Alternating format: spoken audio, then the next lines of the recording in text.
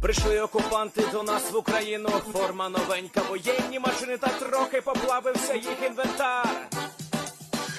Байрактар,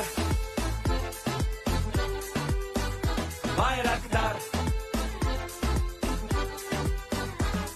Російські танкісти сховались в кущі, щоб лаптем посьорбати довбані щі, та трохи у чах перегрівся навар. Байрактар, Байрактар. Приперли зі сходу до нас барани для восстановлення великої страны. Найкращий пастух баранячих отар. Байрактар, Байрактар. Їх доводи всяке озброєння різне, потужні ракети, машини залізні, у нас на всі доводи є коментар. Байрактар, Байрактар. Вони захопити хотіли нас зразу, а ми зачаїли на орків образу з російських бандитів, робить примар. Байрактар, Байрактар. Російська поліція справи заводить, там вбивцю рашистів ніяк не знаходить, хто винен, що в нашому полі глухар. Байрактар, Байрактар. Веде пропаганду кремлівський урод, слова пропаганди ковтає народ, тепер нове слово знає цар. Байрактар. Байрактар.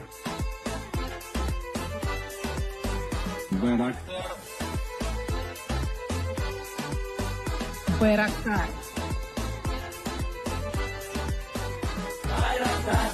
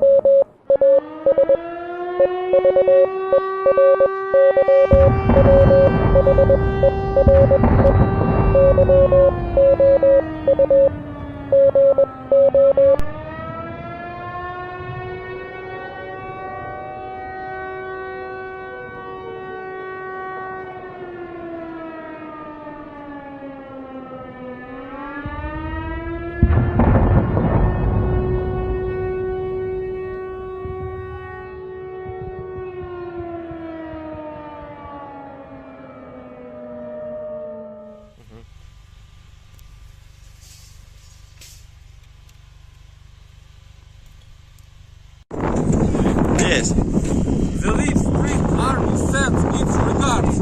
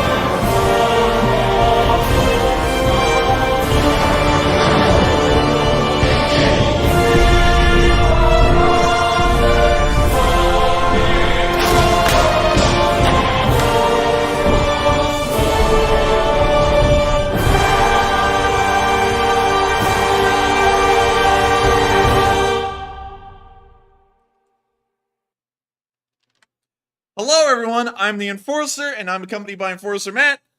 And good evening, everybody. It's Enforcer Matt, and welcome back to day 291 of the news, and it's good to see you all once again. And of course, we're going to be reporting on the past 24 hours of the war in Ukraine, and we actually have some very interesting bits of news to cover today. From plastic toy helmets to attacks in Crimea, there is a load of content to cover. And of course, we're going to be getting to it right now. Starting off with what the thumbnail and the title is about, which is pretty much the entirety of the Southern Front, which we're going to be talking about starting in Crimea and moving up to the actual front line itself. So moving into Crimea, we have heard that several bases were struck today. However, we were only able to confirm one before the news with video evidence, which is the strike that occurred at the small village of Try and pronounce that, Matthew. It's Sovjetsky. Sovjetsky. Yeah, that's... You asked me, the word butcher, to try to pronounce something as complex as that? You know what this town sounds like, Matthew? What's that? It sounds like Bald and Bankrupt had an aneurysm while trying to say Soviet jet ski. Look, fellas, Maybe. It's a Soviet jet ski. But anyways, we're going to move down into the small town because not only was it hit today, but it's also incredibly interesting because we noticed a bizarre feature about this town. Cue Doug DeMuro saying quirks and features. It has an airfield built onto it. And this isn't a normal airfield. You can actually see, looking at it, it looks like these were some kind of storage buildings as part of their own compound. But there's a built-in runway to the village out here, which is bizarre, considering that there's no other airfield infrastructure around it, and there is no aircraft at it. But you can actually see the little taxiways that lead into the village and everything. It's really bizarre, and I was trying to figure out where exactly this was. You know, where the explosion occurred in Sovjetsky, but we don't really know where. I have a feeling it occurred near this, like, quasi-airport thing. We're going to have to look into this a little bit more because I have a feeling that there's a good video to be made on this, considering that it's what appears to be like a makeshift airfield that could be used in wartime, but we'll get back to that in a while, probably after the stream and in a video. But moving on to the actual clip we saw that the Russian base here caught on fire in a rather explosive way. And so here's the video. My right ear loves it. My right ear is soaking up the flames. Либо, блядь, вояки допились, нахуй, долбоёбы. А так, хуй его знает. With that, that's the end of the video, and it's good to know that the Ukrainians have struck so far into Crimea.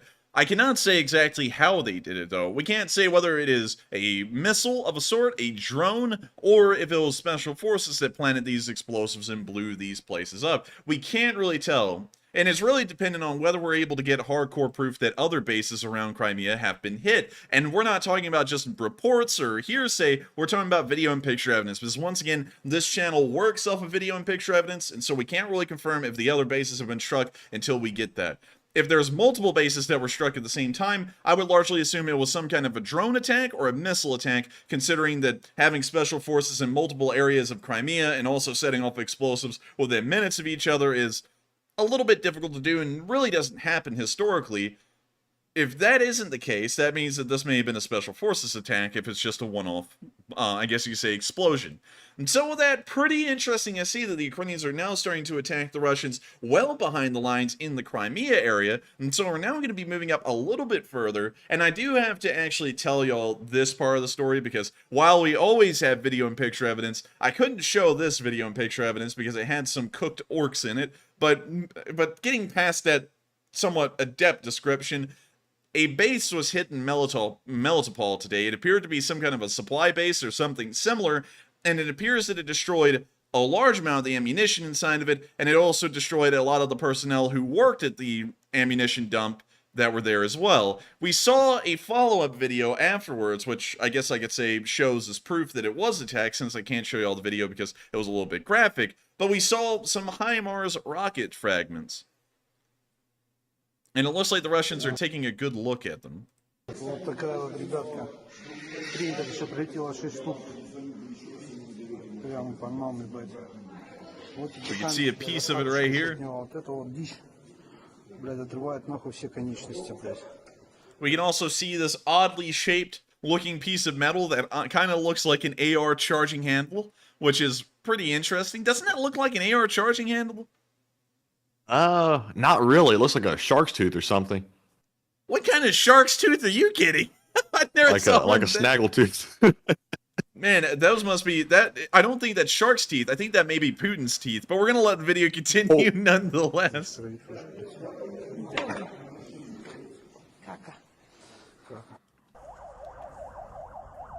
We now see a small clip. This one was showable, from what I remember, of the damage that occurred at the supply base. I've got to be on standby here to click this thing away. Привет, мелкая, выходи. We actually see a dog, for some reason, is Ну ты hiding чё? inside of the debris. Бедолага, вылазь.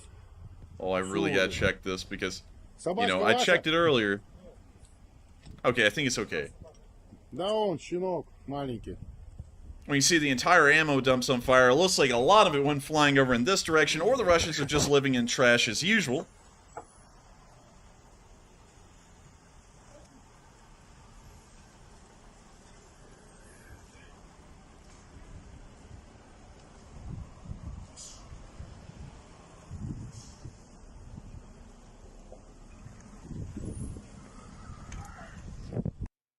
And we can also see the lights of a small police vehicle back there.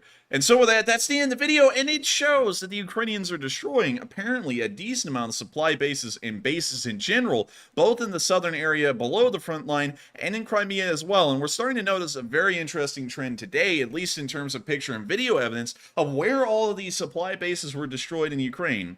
So follow me for a second. We're going to get to the frontline news, and then we're going to circle back and look at this in an abstract perspective and talk about what this may mean. So moving on to the Zaporizhzhia frontline, we also saw that the 128th Brigade was hitting some Russians in the trees.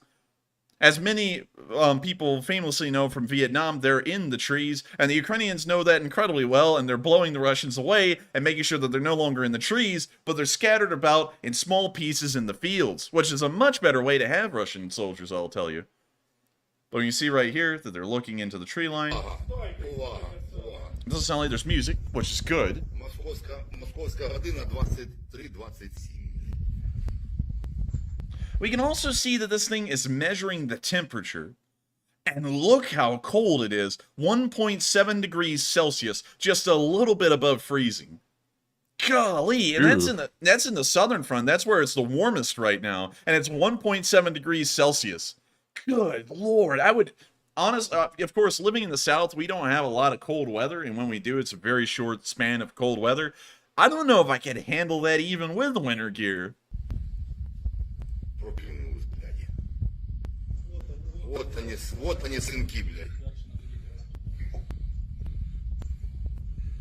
We're just giving them, the Ukrainians, a little bit of time to make sure that the fields will be well fertilized. It appears that they're about to dispense the fertilizer very soon.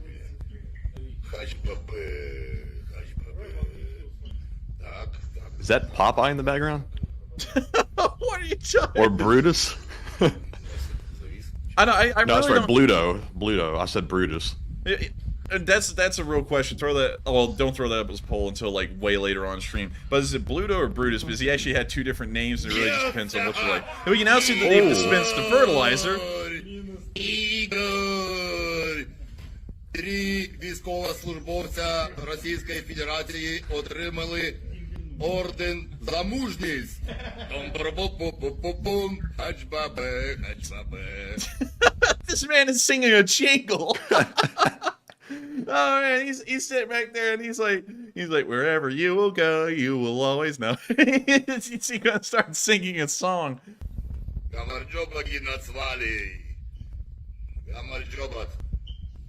Ты где так научился, мудуль? Это лучшая работа в мире. You see them flying over the tree line. The tree line's right there. You're looking at it going into the horizon right there. So that's what that is. It's kind of hard to tell on the thermal imager. Вижу. Самый лучший день приходил сегодня. This man is having a hell of a time blowing them away, singing songs and stuff. Anyways, that's the end of the video, and it's good to know that the Ukrainian armed forces get such a massive morale boost by blowing away the Russians. It's actually a constant morale boost because according to the casualty reports, they're inflicting some pretty sizable casualties on the Russians day by day. And so these guys are always just going around singing, laughing, joking, and having a fun time. They really emphasize that sign that everyone has in their house once they reach about the age of, I think, 30. Live, laugh, love. They are doing all three of them each time they take out a drone. And so with that, we're now going to be moving on into the next bit of news. On the southern front, I had to sit here and remember because for some reason when I said that, I'm like Pavlov now, where I have to say the location unknown news behind everything. But this is on the southern front, and so we're now going to be moving to the second bit where we saw that a Javelin anti-tank guided missile system got a hit.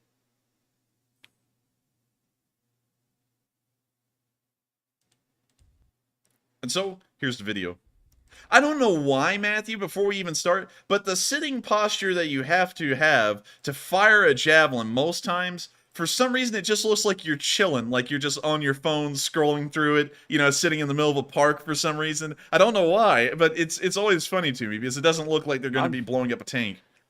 I'd personally want to be standing if I was shooting it. It would look kind of, or feel kind of weird shooting it on the ground like that. Maybe they have to brace for the recoil. I'm not really sure. If someone can explain why some Javelin operators sit down like this, or I haven't even really seen any of them kneel. They're always sitting like this. If anyone can tell us why that is the case, I would love to know. I have a feeling it has something to do with recoil, but it doesn't really have that much recoil, so let us know. We now see the Javelin has been fired, and it's on its way. The cameraman's trying to show us where it's going. And we're just waiting for the yeast.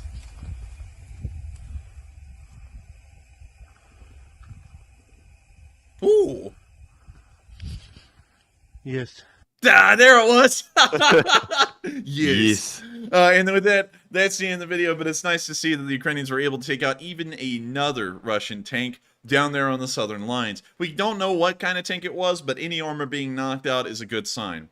And so with that, now that we've covered everything on the southern front, the only two bits of news we got down there, and we also showed the supply lines, or the supply bases along the supply lines getting knocked out, there is an interesting trend with what's happened here. We rarely ever see supply bases, airfields, and such things at this point in the war being hit inside of Crimea. It's quite rare, and usually it's an indicator of action, or some kind of future activity that'll be taking place over the next couple of days. The Ukrainians did strike at the Black Sea Fleet at Sevastopol, and also some bases, not all of them, but some of them, around the same time that the Russians were starting to pull out of Kherson, and then the Ukrainians pushed them on out a little bit voluntold or involuntarily. And so this may be suggesting that the Ukrainians are attacking these supply lines and supply bases, so that way if they begin a push, the Russians will run out of ammunition and supplies and no longer be able to be, I guess you could say, resupplied as quickly as they would have been. We can't really go through a lot of, I guess you could say, assumptions on that, because they're only assumptions and we're trying to work off of what we're seeing right here, so it may be entirely wrong, but this may be the lead up to another offensive that the Ukrainians are planning on doing in the future. And they may see that the Bakhmut front line, and I'll show you all that today, has such little movement and has so little activity that they can move their reserve units from Bakhmut and elsewhere and prepare for offensives of their own, which will really wipe the Russians off their feet and probably lie them down for a little nap. But with that, that's all the news we have from the southern area. Once again, impressive to see that the Ukrainians have struck inside of Crimea again, and pretty wild to think that the Russians still...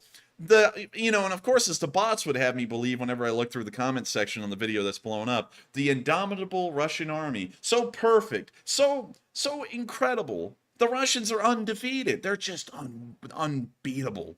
They once again not been able to stop a base or multiple bases, as we've heard, from exploding again. It's just crazy to see. I gotta tell you, I've been seeing some comments on the video that blew up. I think y'all all know the one I'm talking about. Is about how Putin pretty much said that his military wouldn't survive the winter.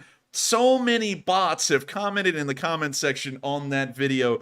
It is unbelievable. It's also hilarious what they'll still believe. Like, they're saying, like, Matthew, here's one of the funniest ones. They're sitting here saying the Russians are winning because the Ukrainians haven't pushed them all the way out yet.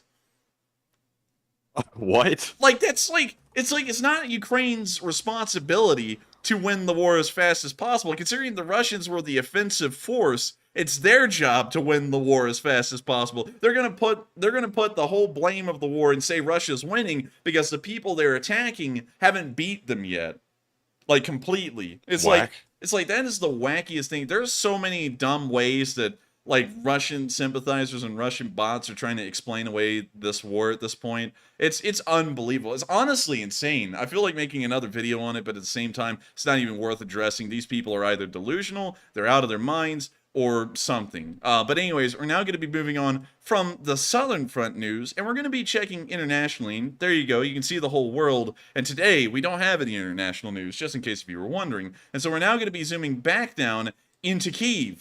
And many of y'all are wondering, well, why are we going to Kyiv? There's no activity that's been going on here. There's been no major missile attacks that have happened here, but I have two things to address.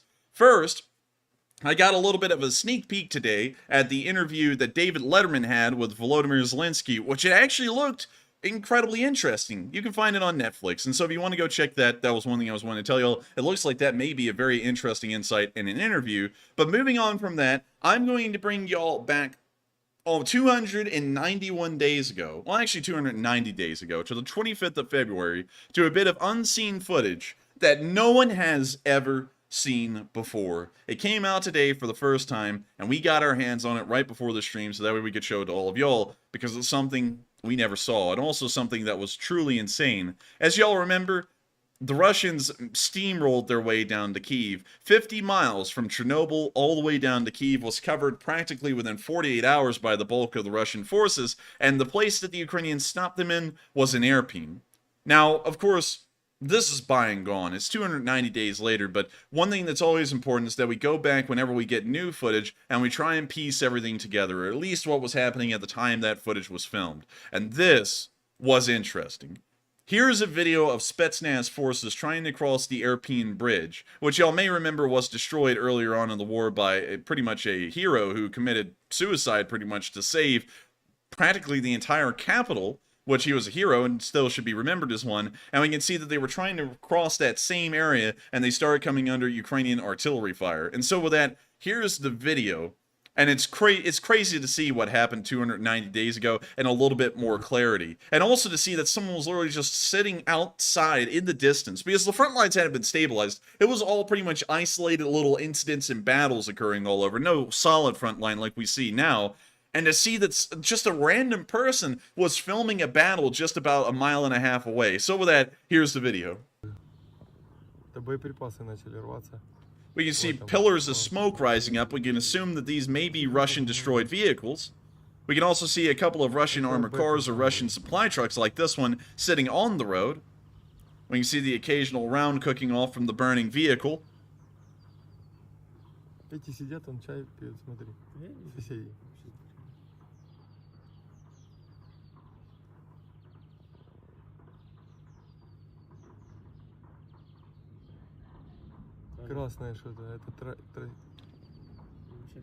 And we hear the ammunition cooking off in the background very lightly. We can also see another vehicle burning on the left side of the bridge. And also, these citizens did an inadvertent bit of recon. They actually spotted a little T-72, a little cheeky thing sitting right beside the bridge in the bushes. So they are actually doing a little bit of recon while they were filming this video. Sadly, no one got to see this until today, which is the craziest part of this whole thing. We can now see another vehicle got hit and is exploding.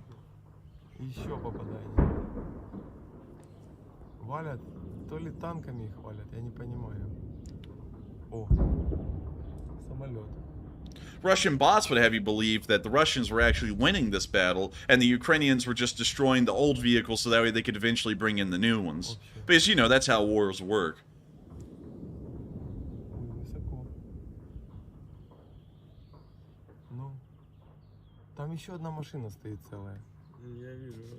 And these people are talking so casually about it. They're like, hey, look, another one blew up over there. Oh, yeah, yeah, I saw it. Really cool, yeah. It's like they're bird watching.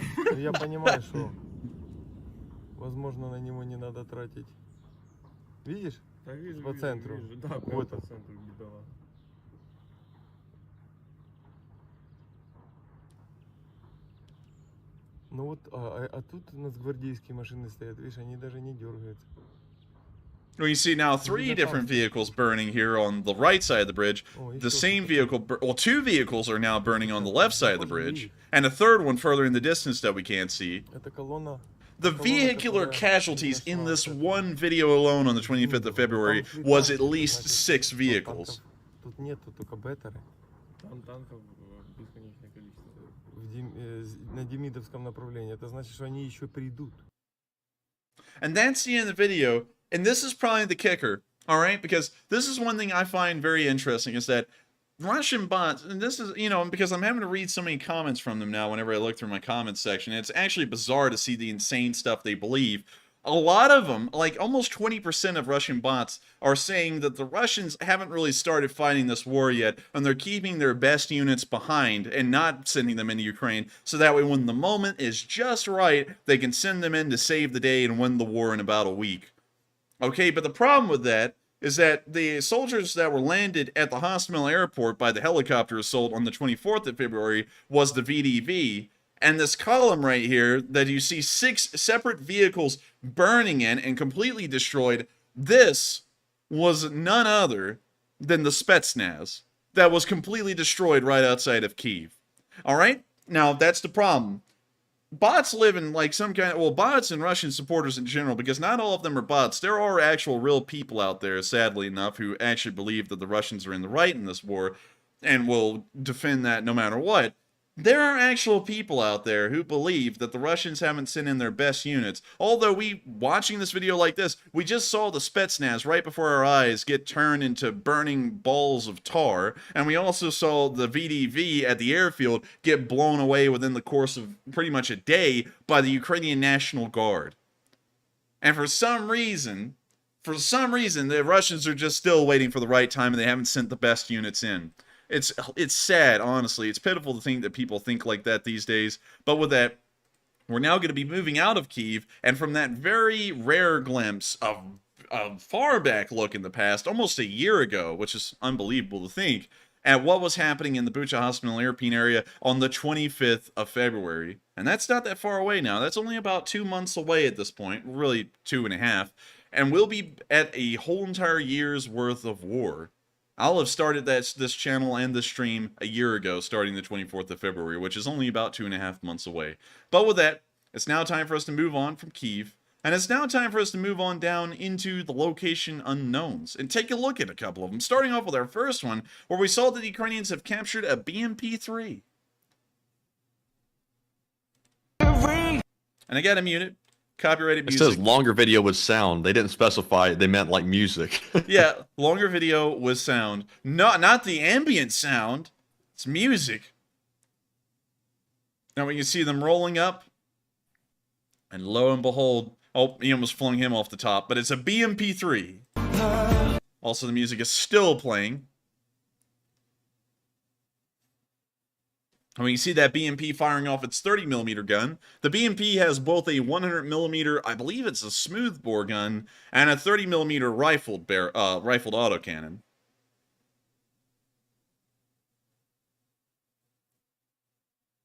We can see it continuing to fire. It appears that the commander of this captured BMP-3 is sitting out of his cupola on top of the turret.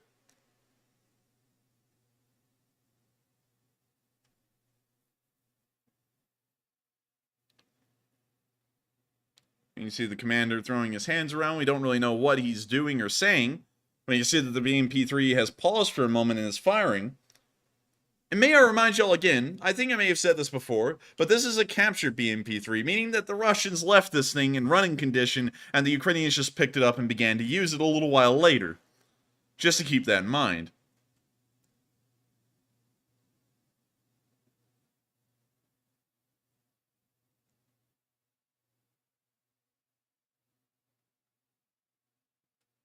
We now see it backing up.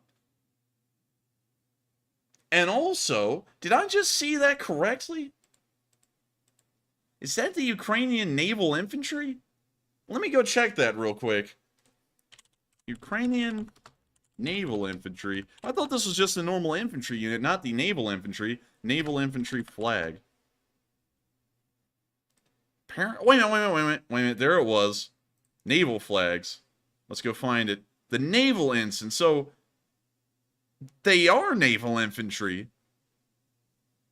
Bizarre. Also, some of y'all are probably wondering, what the hell is he talking about naval infantry? Isn't that the Marines? Funnily enough, in a lot of Soviet and former Soviet republics like Ukraine, the Marines kind of exist, but they also have naval infantry. And I believe the Russians don't even have a Marine Corps. They just call I guess you could say the Marines, the naval infantry, and they aren't even considered a somewhat separate branch. They're just a part of the Navy. But we can now see them backing this thing up.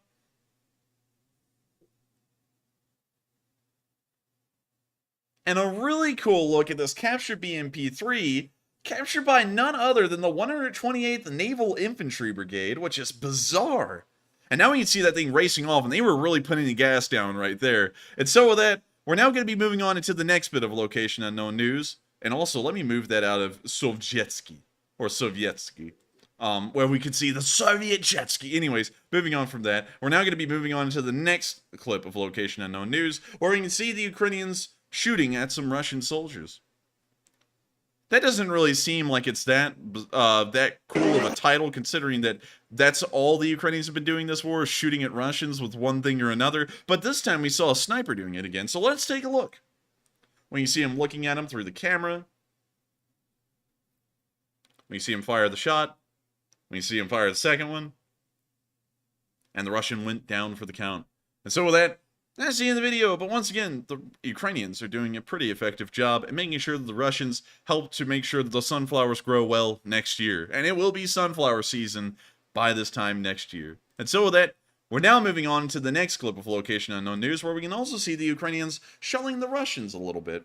Just a little sprinkling of shrapnel, artillery, and also some pretty weird sounding music. Let's listen to that again, because it sounds like a kid yelling into a fan. That kind of does. So we're going to mute that now, but here's the video. We can see a small little bit of artillery. Well, actually, that was a tank or something else. And now we can see the Ukrainian artillery coming down on top of them, and we can see some Russians running through the field. We can also see the small Santa Claus, or whoever, yeah, that's a Santa Claus, pop up on screen. I don't know why, but that's weird. We can also see the Ukrainians blanketed that area with artillery, so I think that Santa just gave out some good wishes and good night sleeps to these people. And now you see another, wow. It says right here, Matthew, orki, which means orc. And Orky. yeah, it's orki. And also, it looks like that may be a Russian mortar that's firing right there. And as soon as it fires, well, at least how this was edited, a Ukrainian artillery shell lands right on top of the thing and puts it out. Orki. And then it says, and then this one says right here, Nemai orkiv. So I believe that means no more orkiv, or orcs. I'm not really sure on that one. And so with that, that's the end of the video, but once again, I've got to back y'all up to the Santa, because boy, look at that man go right there. Look at him. He's just getting jiggy with it.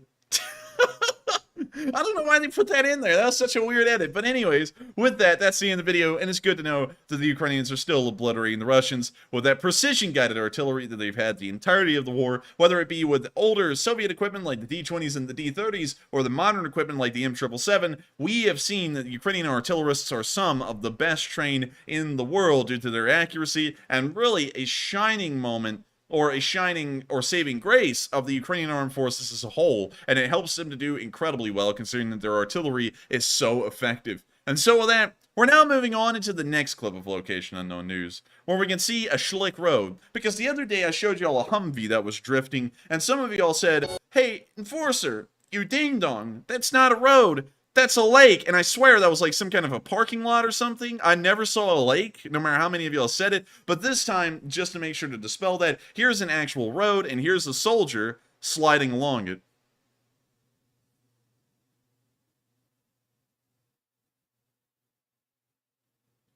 You can see that he's also smoking at the same time. Absolute Chad. With that, that's the end of the video, and a couple of important things to point out. One, we do know that this is in the northeastern area, considering it's one of the only areas with snowfall left. Two, The roads are once again terrible, and I don't think I have to tell everyone, but I do because it's this channel, it's the news, so I do have to tell you.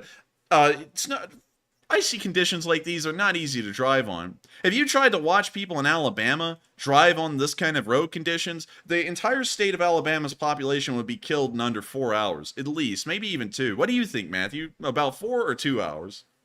I would say within like 30 minutes. When Alabama people get on the road in the snow, they're like, I don't know what the hell is wrong with them. It's like they lose all their sense. And especially the drivers on 280, because they already drive like they're suicidal. Man. If they get in these kinds of icy conditions, everyone on 280 dies. It's going to be like the day after tomorrow, but not with a nuclear bomb. It's just going to be bad drivers. But anyways, if you want to catch a coronary, drive on 280 at rush hour with it snowing, you're going to get one. Oh man, dude. Honestly, I gotta tell y'all, if y'all live here in Alabama, I think all of us can agree that you can find some pretty rough driving conditions in Birmingham with the traffic anywhere at certain times of the day, but nothing beats 280. And if y'all don't know what I'm talking about, just pull up I believe it's Alabama Highway 280.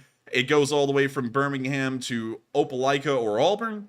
It's the busiest road in Alabama. It's the busiest road in Alabama. It's probably the most dangerous road in Alabama. There's almost a crash on that highway every hour, and it's horrendous. It's the worst road here. And also, if you're from anywhere else in the world, near a big city or anywhere that has heavy traffic, share with us the worst and most dangerous road there, because I would like to hear a couple of them. Because I know that there's a lot of roads like that around Houston. Like, people talk about how bad Houston is, and I know that there's many other cities out there, like London is a horrendous sight at certain times of the day, because we were there and it was pretty bad at some points. But anyways, we're going to be moving on from that and getting back to talking about the road in Ukraine. These are terrible road conditions. Awful. And while Matthew's breathing into his mic, because I can hear him inhaling over there through his nose, I just heard this, Matthew. I heard it. Yeah, I was like, but anyways. Oh, let's not do that right now. But the terrible road conditions are going to lead to the logisticians having a very hard time delivering the cargo that they need to. Because, of course, you've got to drive incredibly slow down these roads, or you can hardly drive down them at all. And so supplies are going to be taking a lot longer to get there. These vehicles are going to be tied up, and they can't carry as many supplies over the same amount of time as they could. And it's just going to be a rough time all around for really everyone involved, both sides included. And that may be why we're not seeing a lot of activity from both Ukraine and Russia in the northeastern area near Svatove and all the way up towards the Russian border. Because even though the Ukrainian logistics were incredibly well off at the start of the winter, these kinds of road conditions will ensure that no matter how good your supply lines are, they can't really, I guess you could say, cope or survive the rough winter elements in the road conditions that are prevailing through those months. And so with that, we're now going to be moving on from this little clip and on into the next one, where we can also see a very interesting look at some Ukrainians preparing a drone for action. But what's interesting is that Matthew has thrown up a poll talking about Victor Bellet says he wholeheartedly supports Russia. And while we haven't covered that on the news, that is something he said today. And it looks like a load of y'all are voting on that in an incredibly short amount of time. So real quick, let's cover the polls and let's see what people are thinking. All right, so a whole load of people, 875, actually 883 at this point, have voted, and it looks like 44% say both option 1 and 3, which is it's expected he will be a menace, and also it is surprising we should hunt him down. Meanwhile, 24% said it's expected he will be a menace, and 20% said surprising we should hunt him down, while 12% said not sure. Now, for me, I'm going to go with both option 1 and 3, because we knew he was going to try to support the war, but at the same time, I'm kind of surprised he did that so quickly after he got released. We should definitely hunt him down, not to take him back into custody, but I think y'all kind of understand what I'm talking about, because I think he's going to go back to his previous arms dealings, without a doubt. But Enforcer, what say you? I would say we just label the guy as a terrorist and throw the Ginsu bomb at him like we did the terrorist in Afghanistan. Because, you know, one thing became clear with that poll, which we did a couple of months ago, none of y'all consider flinging massive knives at someone to be somewhat questionable. And now that I've looked at it a little bit more, I think it's a pretty decent weapon system. And so if he, considering those statements and showing that he certainly has an intent to get back to what he was doing, I think we can actually pull off the best trade in the history of trade. Wait, hang on, Matthew. Let me get the right voice for that. We're gonna pull off the best trade deal in the history of trade deals. we're gonna get back the basketball player, but at the same time, we're gonna nuke that little son of a bitch really easily, really effectively. We're gonna call this Operation Take the Guy Out. That would honestly, considering that he's made a statement like that, showing his intentions once he actually gets right back over there and into the thick of things for real, I think we kind of gotten the green light from him to take the guy on out. And then actually, now to me, that would be like, I guess, the saving grace of the decision that was made to trade that menace for the basketball player, because wouldn't that be like kind of ironic if the guy suddenly no longer poses a threat after we made that trade and everybody thought it was a big deal? I honestly think if that was the goal, and if we'll never hear this straightforward, because if we heard that this is the goal, then it would cause a large diplomatic row. But if it was the goal of the U.S. to trade the basketball player for the warlord, and then to kill the warlord almost immediately after he had been traded, that is honestly an incredibly good trade, and that was a really good play right there. We haven't seen that happen yet, but if that did happen, I would actually have to give some kudos to the government for that level of planning, because that would actually best the Russians in every way. We got the prisoner back that they pretty much used to make a political statement, and then we also killed the guy that the movie Lord of War is based off of at the exact same time. But we can't really say that for certain because it hasn't happened yet. But I will largely say with him making those statements, I think he's kind of given us the go-ahead to go and hunt the guy on down and finish him all on off. Don't bring him to a court, just let him lie around and have a nap for a little. And so with that, I hope that addresses that poll fairly well, and we are on to the next one. All right, so the second poll said, what do you think of the European Council agreeing on nearly $19 billion in assistance to Ukraine? And before we go over the results, I want to note that the wheels are in motion to get the money to Ukraine, but it hasn't been finalized yet. There is still another step in the process, so it is not a certainty, but the wheels are in motion. It looks like 79% said excellent, that works, 8% said not sure, and 14% said that was not enough. Now, I think 19 billion is a pretty solid number for Ukraine if that can actually get sent to them, and it'll help them buy a ton of equipment that they desperately need. So I'm going to go with the majority and say that works. So, Enforcer, what say you? I would say it's a pretty good deal. I think that's great as well. And you're saying that that's being given over by the whole of the European Union? Let me check the news story real quick. It says European Council agrees on 19 billion in assistance. That basically means they've passed it, but it's not a certainty yet, because I think Hungary might be holding something up, if I'm not mistaken. I think they are, and I think that's why everyone's like, what the hell is Hungary doing? But moving on from that, I think that's a pretty good deal, considering that the GDP of the European Union is around $16.6 trillion, which is actually quite phenomenal. It's not that much to hand over to the Ukrainians, and also it ensures, and this is something that a lot of people have lost at this point in the war, and this is an important thing to always emphasize, it is either the Ukrainians are fighting this war, or eventually we have to fight this war, and what it'll eventually turn into. And so $19 billion up front given to the Ukrainians to pretty much fight on the entire Western world's behalf would be a lot cheaper than the whole of the European Union and the United States having to get involved directly into a war with Russia, because that would end up costing in the trillions, probably per every year.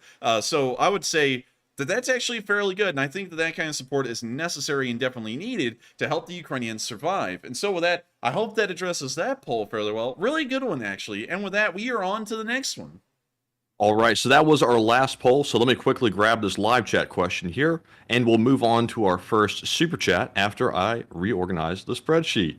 I always have to do that. But anyways, up first, we have a very generous $69.69 super chat from Angel Corner. Psyops would really get a kick out of that if he was here tonight. Is Psyops here tonight?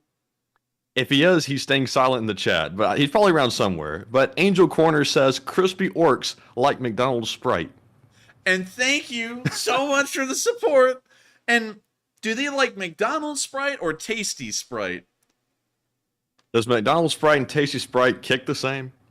I don't know. Maybe it hits different. But I think that, and also just in case you all are wondering, the hits different thing is a joke about what modern people say. It's kind of weird. I don't know why they say like it hits different and stuff. Anyways, moving on from that, I wonder if it does. I wonder if we could find that out. Like, that's really a good question. Does Are there Because reviews on Tasty's website that probably references the Sprite? Do they Tasty call it Sprite or do they call it something else? They call it Beppis? Beppis. They can't use Sprite's name anymore. So apparently there are actually tasty restaurants in Birmingham, like literally called Tasty Wings, Tasty Town. Huh. But moving on from that, Tasties, period. That's such a stupid logo. Honestly, it looks like the Marriott Hotels logo. It does, actually. Look at that. Hang on, let me click on them. Oh, The orcs, similarity- ripped off another company. The similarity is striking, actually. It looks very similar to me. But anyways, moving on from that, let's see if we can find some more information about Vkusno I Tochka. So, let's see here. Do they have a menu? So, they do have a menu here on Wikipedia. Look at that. They put it in a nondescript box. What is that little, like, particles on the fries? Did you see that? That wasn't salt. That's What like is that? fecal matter. they, Ugh. like, they used the That's cheese. nasty. They took some crap in a cheese grate and spiced up the fries. Yeah. Oh god, that's gross. Look, they use the exact same McDonald's infrastructure, the exact same kiosks. I hate the kiosks, and also the menu. Oh, that's just so cheap. But also that non-logoed French fry thing. That's just so stupid looking. That's a sad little patty right there. That's a sad hamburger. And look at the Jeez. tops of the drinks, man. They look even worse than before. Yeah, it looks like just like generic versions of what they used to have. Yeah. Oh, God. Wow, this all looks bad. Anyways, let's look at the menu here. So we got a hamburger, a cheeseburger, and a double cheeseburger. The Grand. That's it. It's just called Grand. Yes, I'd like a Grand, please. A double fish Grand. burger and a chicken burger. You can't have a chicken burger. That's like contradictory. What the hell? A Mont Blanc burger? Like the mountain, Mont fancy. Blanc. A Caesar roll. I think Putin will end up like Caesar before this is all over. French fries. Grand fries. Yes, because grand. It's a grand fry. Let's see, potato wedges and potato slices. Chicken nuggets. Actually, they have some stuff that we don't have in America, like mozzarella dippers. Your dough dippers, madam. Cheese triangles. Is that like grilled cheese? Onion rings, shrimp, apple slice. And then they have like all of these weird flavored. Wait a minute, Coca-Cola is still there? Maybe they have some leftover syrup boxes or something. Maybe. But let's see, it looks like they don't really have what we were looking for. At least what I'm thinking. So, with that, reread the super chat real quick. Let's look back at the menu again. Crispy orcs like McDonald's Sprite. The drink. Oh yeah, we need to look for the. They do have Sprite. They have a Sprite ice in a bottle. What else do they have? Do they have any other Sprites? They have just normal up Sprite. So they do have Sprite. So Tasties, period. If you're a Russian soldier and your family's just got a white latte and you ended up becoming a little too crispy, you can get yourself some Sprite from Tasties. And so with that, I thank you so much once again for the support and helping this channel keep on running. I hope you enjoyed us going over that fairly well. Actually, we literally went and found a menu and went and found Sprite to make sure that that would be true. And it looks like crispy orcs can become a little bit, what should we call it? Zesty? Fresh? Like, what is it? Like, what kind of, like, flavor, description would describe Sprite? Like chlorine? What? You drink Sprite? Why are you calling it chlorine? You drink it. That stuff's like strong Sprite tastes like straight up like chlorine or something. It's strong. Anyways, they can drink chlorine to get a little bit more icy or toasted. And so with that, we are on to the next one. And thank you so much once again for the support and helping this channel to keep on running. All right. And somebody asked, do they have rabbit? Rabbit. Rabbit? Do they have rabbit No. for rabbit holes? Oh, okay. I get the joke now. I roasted them. He got but it. anyways. Yeah, well, we actually got a really good roast in the live chat, so you got him. They said, is this supposed to be funny? No, actually, you're the joke. Anyways, we're on to the next one. All right, so up next we have a $50 super chat, very generous, from James Bankhead, who I believe is new. And James, thank you for the support and welcome to the LSA. He says, finally, I walked the dogs after last night's bot session, and he puts in a ton of Ukraine flags, the American flag, and the praying emoji. And thank you so much for the support, James. And also, I don't think we've had you support this channel before. I just said that like we're forcing him to support the channel, like had you, but I don't think you have supported the channel before. And so I thank you so much for helping us keep this thing running. You're actually helping us to keep everything running behind the scenes. And so I got to thank you so much for that. And also, I hope you had a fun time walking the dogs. We don't really walk our dogs a lot. They're two little corgis.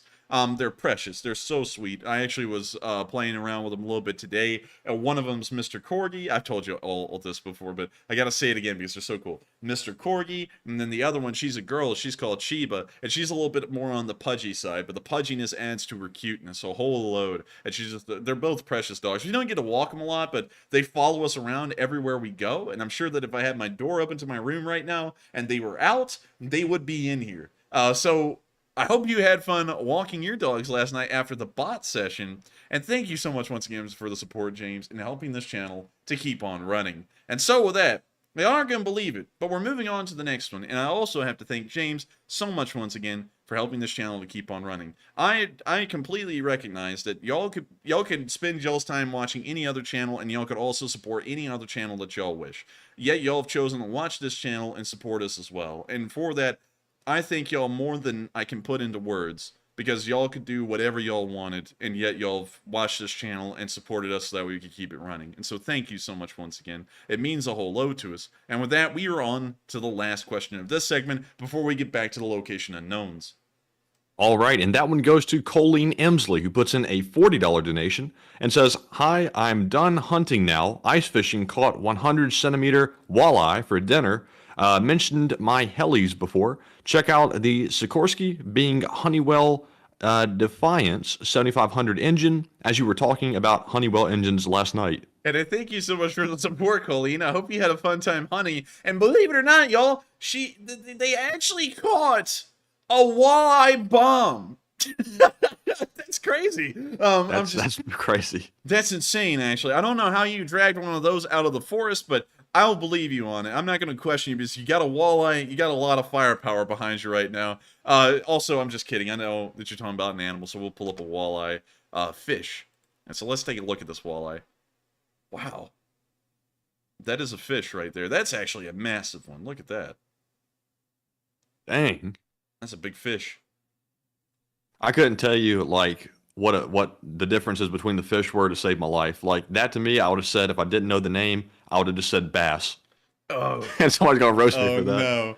I was like, oh no, that's a roasting session right there. But beyond that, I think that's actually really cool. I haven't ever gone fishing, you know, and y'all are like, what the hell? You live in Alabama, you never gone hunting, fishing? Yeah, we never did. But it's still really cool to hear that you caught yourself some walleyes. And also, there is a walleye bomb, which is also really cool. A lot of people are saying that it's a very tasty fish. And I have to say, y'all, I wouldn't doubt it. I mean, it looks pretty good. It just looks good from here. And also, I think we saw one cooked up down here, like at least like walleye slabs, and those look pretty decent. So with that, I thank you so much once again for the support, Colleen. I hope you've been having a fun time out there. I hope you enjoyed this talking about the walleye fish. But now we need to get to that engine. So real quick, Mandy, tell us the name of that engine again, so that way we can take a look at it. So let's see here. The name of the engine was Honeywell Defiant XHTS 7500. HSTS. It's XHTS. HXTS. It's XHTS. XHTS. 7500. Yes. All right, so let's pull that up. Holy moly! Okay, that's a cool looking engine right there. Look at that thing. That's very, very clean. I love the like finish on it. Man, I think that thing would probably help you win a drag race real easily if you wanted to. Look at that. The next generation of Lockheed Martin Sikorsky Boeing Defiant X helicopter will fly with an advanced turboshaft engine every bit as powerful, rugged, and reliable as the aircraft itself. Our HTS 7500 is the latest in a long line of Honeywell engines, like the legendary T-55, which has been powering the Chinook and the MH-47 helicopters for the better part of 7 decades. That's how long the Chinook's been around? 7 decades? I don't believe that. Hang on. Chinook helicopter. No way! That's crazy, man. That thing's been around for 60 years. Oh my gosh. I believe it. I don't believe it. It feels like it feels like a helicopter that has never really aged, even from when we were kids. It's just like, oh, it's the Chinook. Like, that's crazy to think that this thing is actually a 60-year-old helicopter design. Golly. That's crazy. Also, that helicopter looks insane. But that is one hell of an engine right there, too. Let's see. Let's take a look at this thing. The future is faster. The future is further. The future is safer. Honeywell is proud to partner on the Sikorsky Boeing Defiant X rotorcraft, an innovative entry in the U.S. Army Future Long-Range Assault Aircraft competition from Sikorsky and Boeing. The Defiant X is ready for the challenge, powered by the Honeywell HTS 7500 engine, giving Defiant X the power to fly low, land fast, and evade the enemy. Built on Honeywell's proven maintainable turbine engine technology, refined to a new level of performance, power, and efficiency, supporting the phenomenal hover performance and rapid maneuverability of Defiant X with its rigid dual rotor system and pusher prop, giving the Army a technology edge and the versatility to perform critical missions. From assault to lift to medevac, whatever the mission, whatever the conditions, whatever the need, Defiant X is ready. Sikorsky, Boeing, Honeywell, and the proud members of Team Defiant, creating a future of vertical lift. Learn more.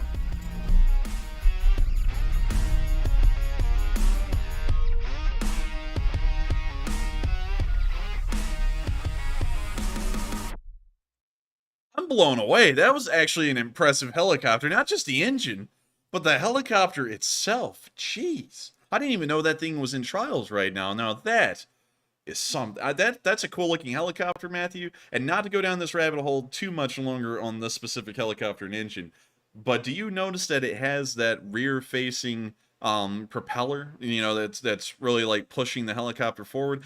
Does that not look a lot like the same I guess you could say the same layout that the AH-56 Cheyenne used that I showed on stream before with that pusher propeller? Yeah, it looks pretty similar, actually. It does. I wonder if this is kind of like a continuation of like the lessons learned and the information gained off of the prototype AH-56 Cheyennes. That would be crazy to know. That would be really cool to see. But man, I thank you so much for the support, Colleen, and allowing us to take a look at this HTS 7500 and also the helicopter that will be powering in the future, because this thing is one hell of a helicopter. And if any of y'all are in the Department of Defense or any military around the world and may be able to buy one of these, I would suggest that if it makes it through the trials and it actually gets ordered and they start producing these, to get yourself some export models, because this thing looks incredible. It's impressive on top of that as well. And maybe we can get some more stats on this later. Maybe I'll make a video on it. But I can't make any guarantees on it. I'm always saying that, and then I never do. Also, by the way, I saw that there was actually some mixed responses to the Japanese video that was made today.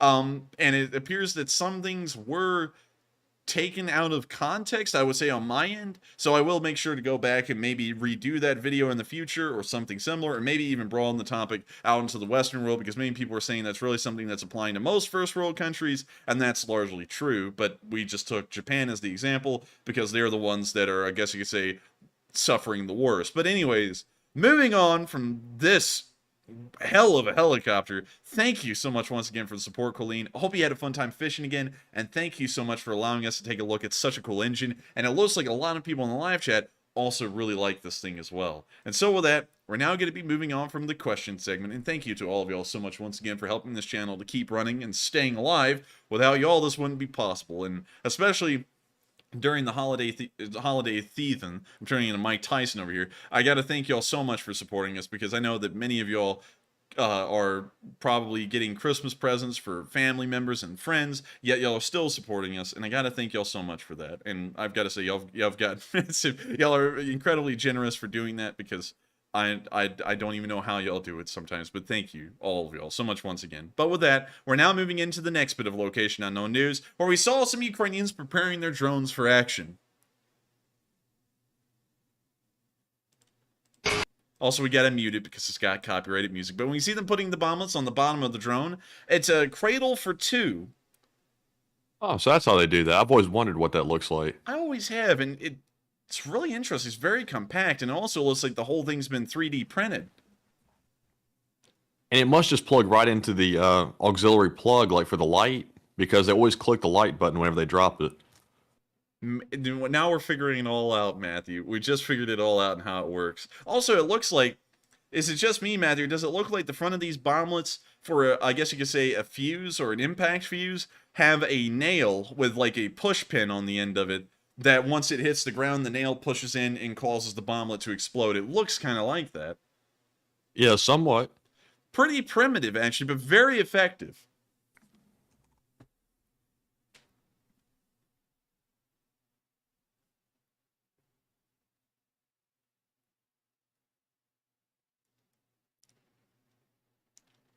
And so with that, that's the end of the video, but a really cool look at how the Ukrainians are actually putting those bomblets onto the bottom of their Mavics and getting them to the front lines. And looking at it, you can see that the whole entire thing is very primitive, but that doesn't mean anything. It's incredibly genius for the level of simplicity it has built into it. Using the light port to drop the bombs, and also having nails pretty much as the I guess you could say the firing pin for the bomb, you know, in the most archaic and probably wrong term possible, is very crazy to see, and also shows how what kind of links the Ukrainians are going through in mental gymnastics and innovations to try and figure out how to make these things work. And so with that, we're now moving on from that little clip and on into the next one, where we can also see that it's actually official.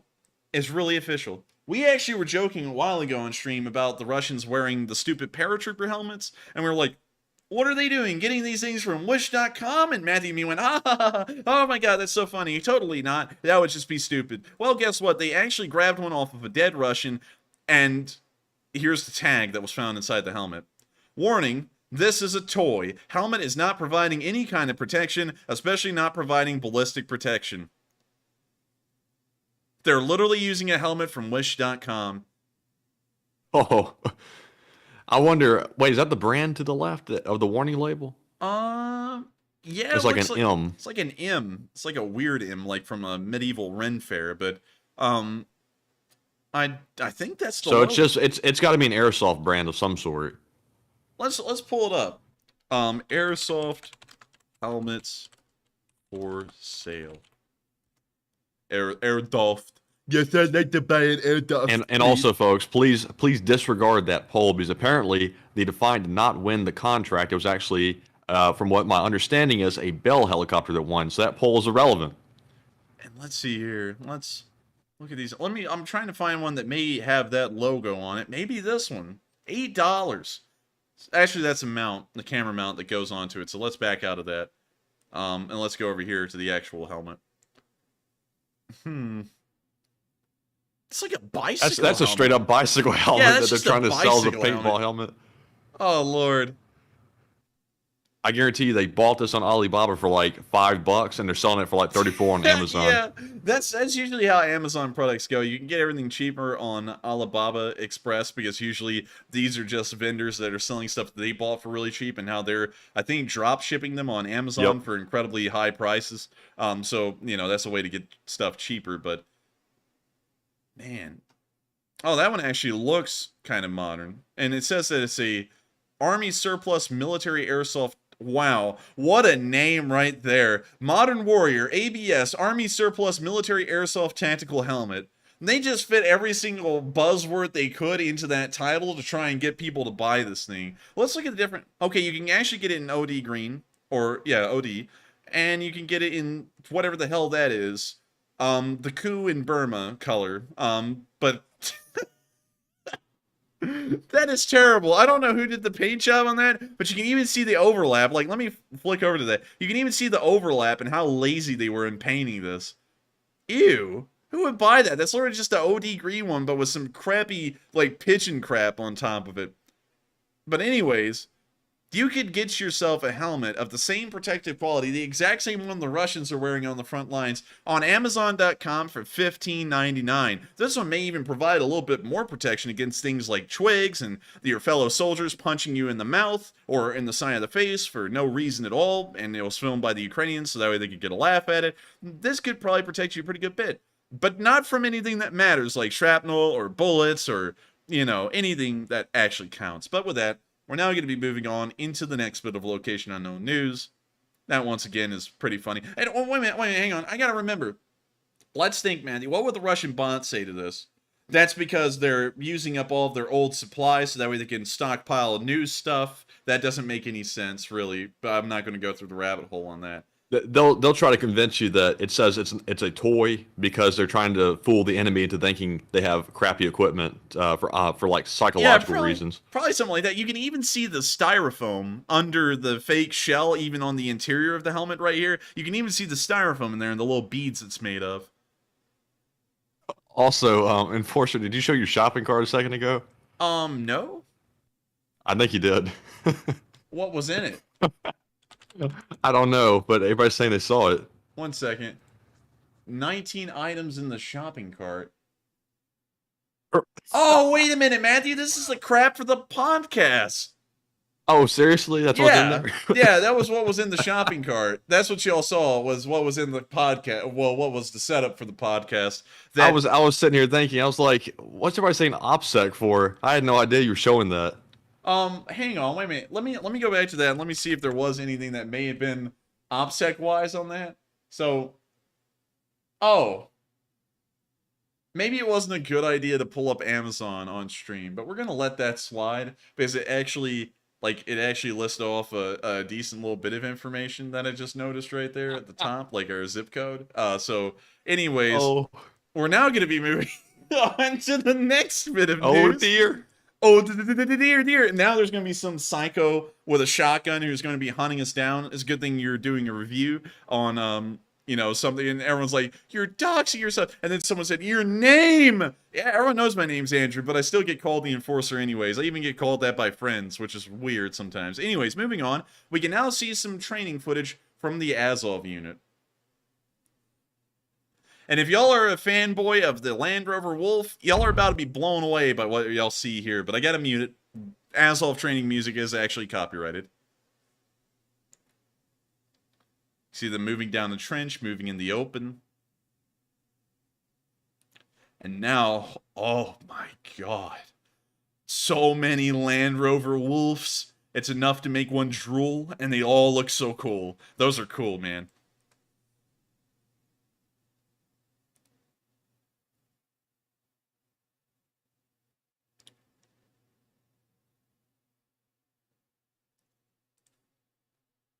The cinematography is always top notch.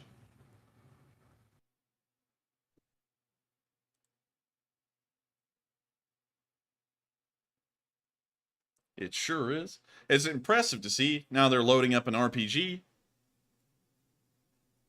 Yeah.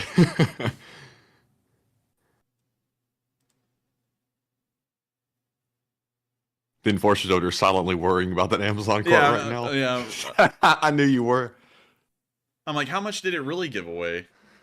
But anyways, we can see the Land Rover Wolves moving up. We can also see the Azov moving up. And I don't know where this is, like if it's in the Oleski Sands. It can't be, but still pretty impressive to see all around. With that, we're now going to be moving on into our last bit of location unknown news, where we can see the Russian losses.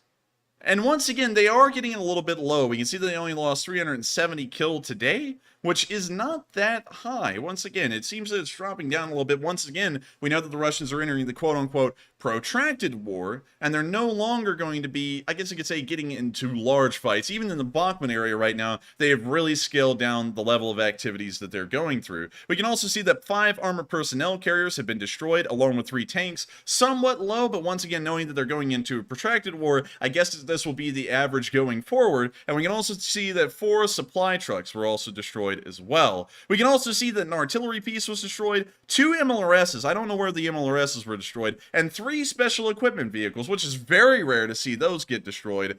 And also, it's nice to know that the Ukrainians are somehow getting to the special equipment vehicles that are being used for construction and similar things as that. And so, pretty nice to see all around. They're once again racking up a decent level of casualties. Nothing impressive, especially compared to the past month of the war over the past 30 days, but still definitely showing that they are keeping the fight going and also making sure to inflict a decent amount of casualties on the Russians. We're looking at probably about half of a BTG knocked out today total along the entirety of the front lines by the killed and vehicles destroyed, so pretty nice to see. And so with that, we're now going to be moving on from the location unknowns and on into the next bits of news onto the northeastern front, where we can also see some adventures of the guys in the north. And I think this has got music. It does. I'm going to mute it, but we can see them walking through the snow. You can see the conditions that are persisting near the northern part of the border. We now see them getting into a firefight. Sadly, can't play any of the audio. We now see them around the BMP-2 that we showed on stream a little while ago. We now see them holding like some rocks or something, loading an AK, moving back down the road, moving through some destroyed buildings covered in snow, looking at a dog, pointing at the dog, walking further down the road.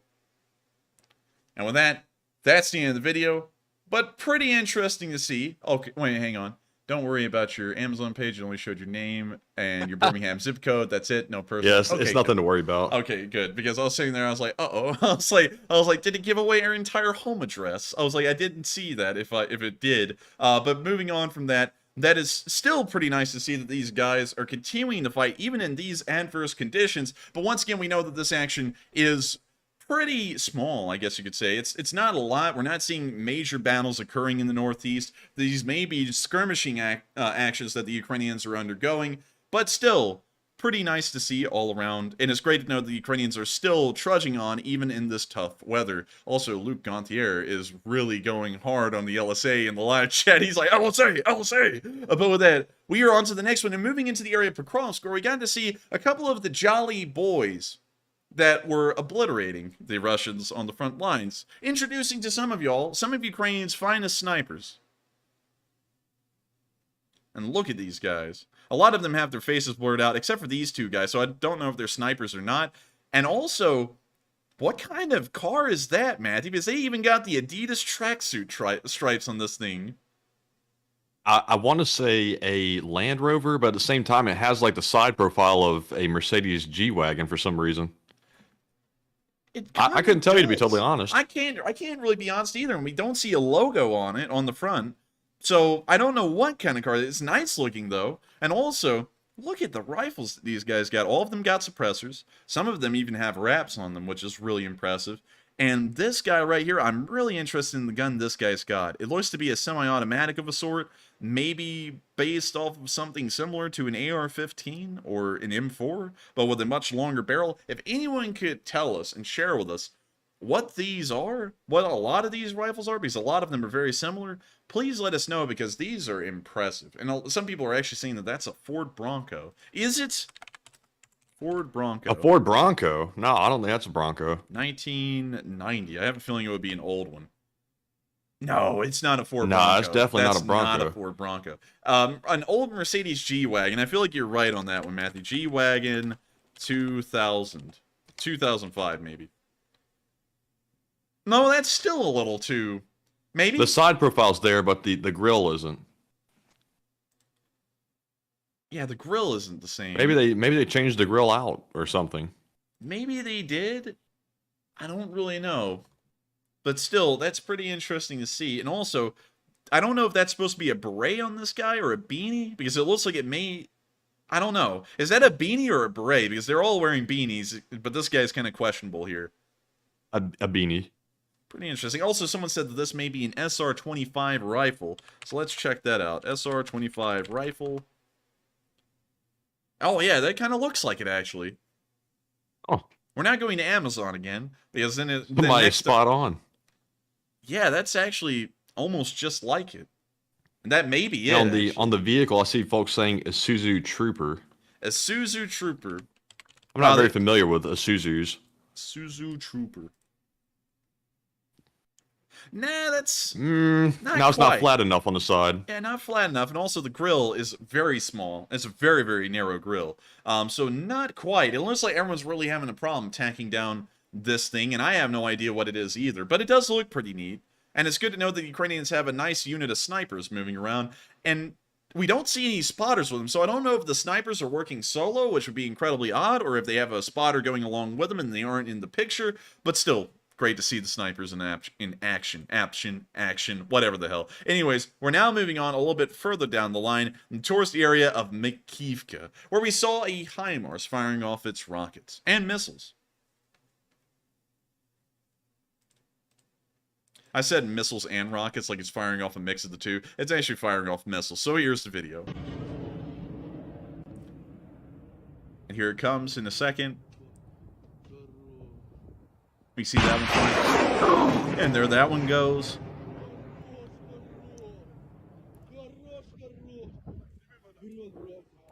The top 1% of countries in the world own half of this country's or this world's HIMARS. We need to make sure to have universal HIMARS care and make sure that every country gets a HIMARS. Feel the burn. But anyways, we're now going to be moving on from this clip, and once again, great to see that the Ukrainians are using HIMARS in every part of the front line, including the northern areas, as we can see a little bit of frost and what may have been snow at a point in this area. And so now we're moving on into the next clip, because it gets better from here. Now, this is something interesting, actually. If we go to the front line on Deep State UA, we can actually see that Zhitivka is actually a little ways behind the lines. There's actually a large defensive perimeter that the Russians have set up around Crimea and Zhitlivka, which is very hard for me to say. But we can see that the Ukrainian artillery still was able to get in reach, and it hit an older, I believe it's an AT-12 100mm anti-tank gun. MT-12 anti-tank gun. So here's the video. We see the camera's doing some gymnastics. We can see the MT-12 right there. And now you can see that it's fired. We can see that the drone did a pan and zoom right there.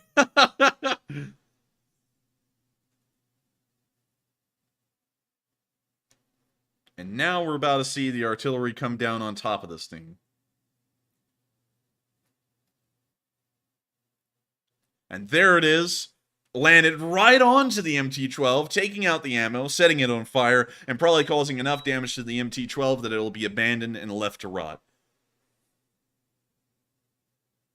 And so with that, that's the end of the video, but really nice to see that this thing was hit. And also, let me show y'all an MT-12 Rapira anti-tank gun. Both the Ukrainians and the Russians have these. The Ukrainians have been using them to a somewhat extensive degree. They even mounted some of these onto MTLBs and made them pretty much wield, I guess you could say, anti-tank units. Well, I guess you say kind of like semi-armored anti-tank units. But this is an MT-12 Rapira right here. This is actually one in Ukrainian service with a little like digital camo on it. And this is quite a dated philosophy. Even decades ago, this was becoming heavily dated. A gun like this can't really puncture modern tanks well at all. So I guess you could say it's used against lightly armored targets these days. And let me move down a little bit further. Uses T-12.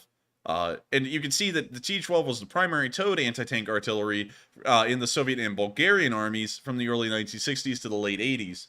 And so it was largely getting retired by the point of the late 80s. But moving on down, let's see here. How much can this thing pen?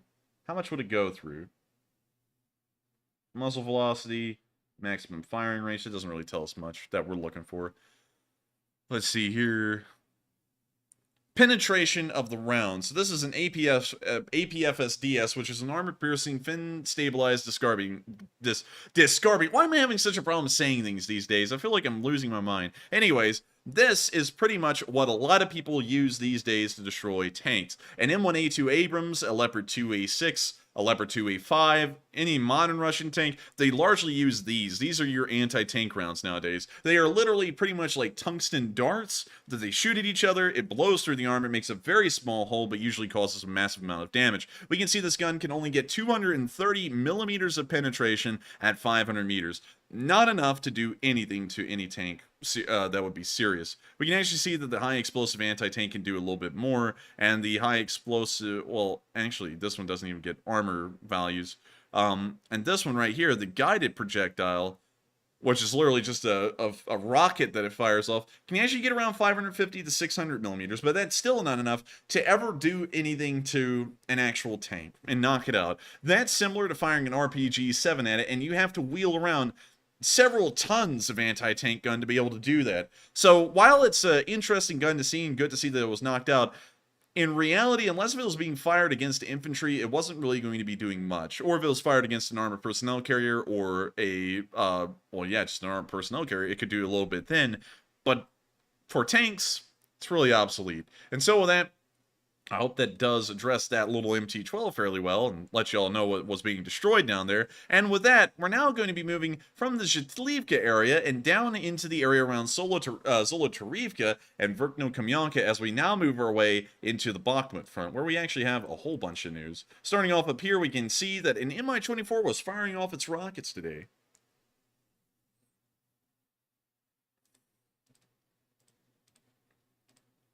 Mandy, I still can't get over that I'm always talking about how we want to make sure to be careful, and then I did something as stupid as that. But we can see the Mi-24 firing off its rockets, popping off its flares, and taking a hard left. We can see the second Mi-24 coming up and also firing off its rockets, popping its flares, and once again going back home. Really cool to see, and also really neat to know that they were doing that right over the infantry. And so with that, that's the end of the video, and we're now going to be moving on into the next one down in the Sperny area, where we saw some volunteers in action in Ukraine.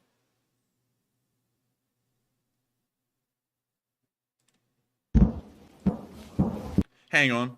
Yep, I'm sorry, that's a duplicate. I'm sorry. For some reason they copied it, put it down. That one's an old video. We actually seen that one before. That's the American volunteer talking about the mental terrors of artillery landing on you all the time. And so we're now going to be moving out of the Sperny area and down on into the Soledar region, where we saw the Ukrainians using a 68mm automatic mortar launcher, or a grenade launcher, although this is more so getting into the mortar size direction.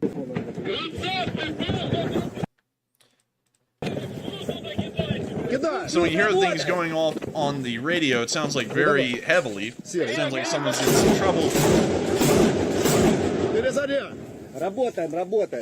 When you hear that automatic mortar launcher firing over there.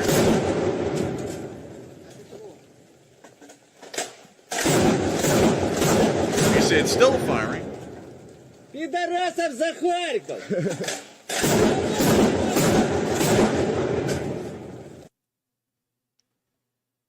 Oh my god, wait a minute, hang on, Matthew. I was actually about to play something after this because I saw someone say it in the live chat. You wouldn't believe it, we actually got a copyright claim over playing It's a Mini-Mall last night.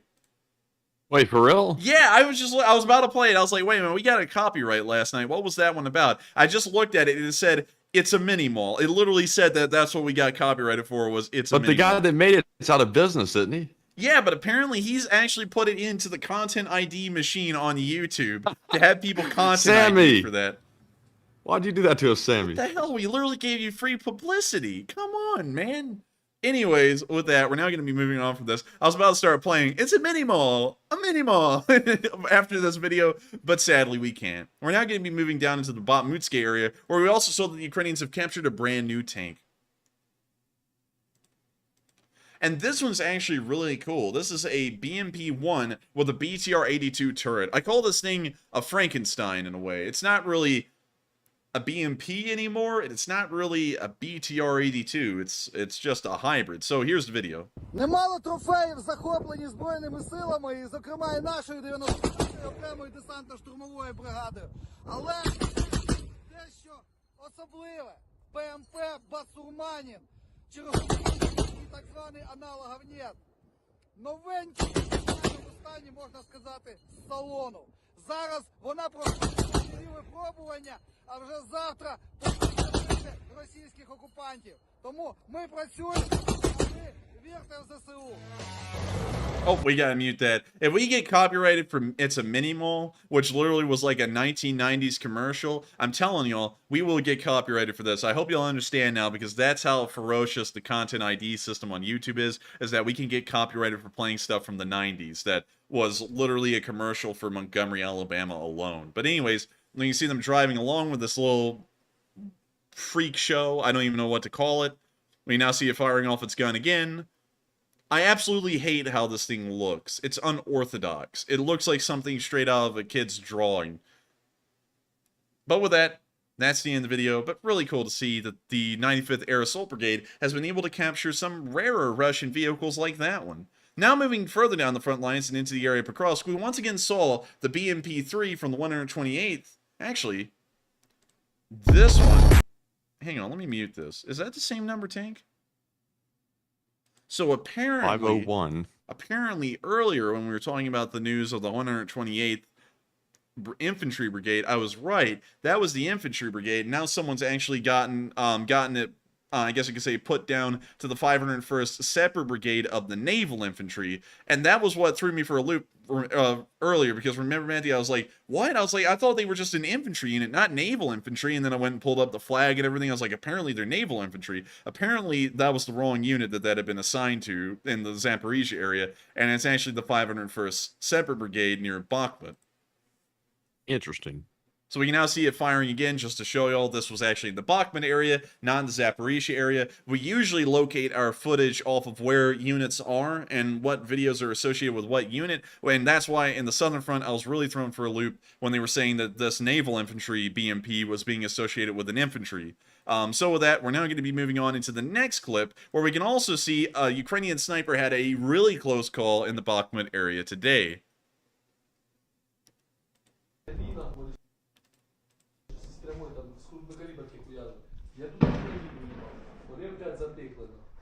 О, я СПГ бачу, откуда хуяри їхні. See him looking into the distance, having a little bit of a talk. Із-за... Там у мене є карта. Here's some artillery Із-за coming групи in. дерев'яв оттуда десь красний огоньок вилетів.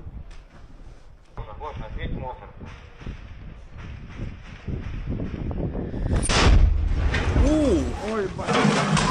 And it's time to leave. Підарас. О, нормально всі? Та вроді. Короче, буду со своєї, блядь, і бачить. You now see him moving Со всіх into another сторон, room. нахуй, підери. Блядь, як ті, блядь, знаєш? He's got a nice TV right there. Таракани, нахуй. Таракани, нахуй, да.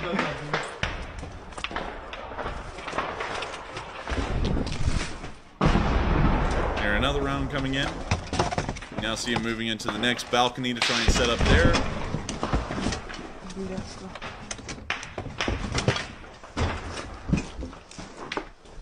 Блядь, підараси, птуром по мені в'їбав.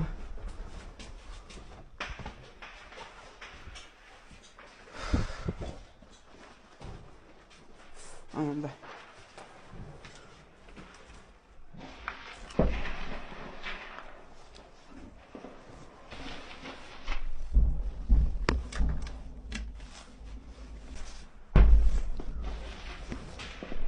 Now see him setting up here. Well, that's actually a pretty smart spot. Once again, an artillery shell landing almost right outside their building. And here, another one almost landing right outside the building again. Нормально. Где он, пидор ёбаный, сидит, сука?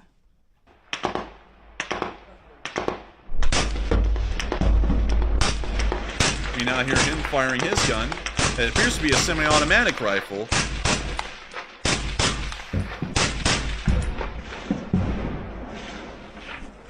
Ебать! Я его, сука, челдон видел, нахуй. Ну не знаю, попал, не попал. Now see him moving from that room За and on шифером сидел. to another one. Там за домом.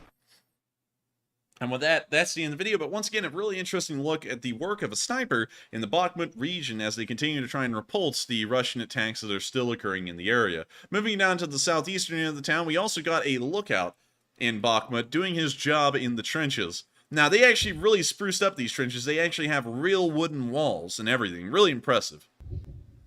When you see him looking around, we see these guys joking around. Wait, is he like a meerkat or something up there? Like, is that what he's doing with his hands? Somewhat. It looks like it. That's actually pretty funny. But with that, that's the end of the video, and it's good to know that people with meerkat ancestries are doing the lookout job, because they do quite well. I actually saw this video of a groundhog. I actually shared it with some of my friends a little while ago, of some groundhogs standing in the open. And I don't know if y'all seen groundhogs. Maybe some people around the world haven't, but groundhogs standing up.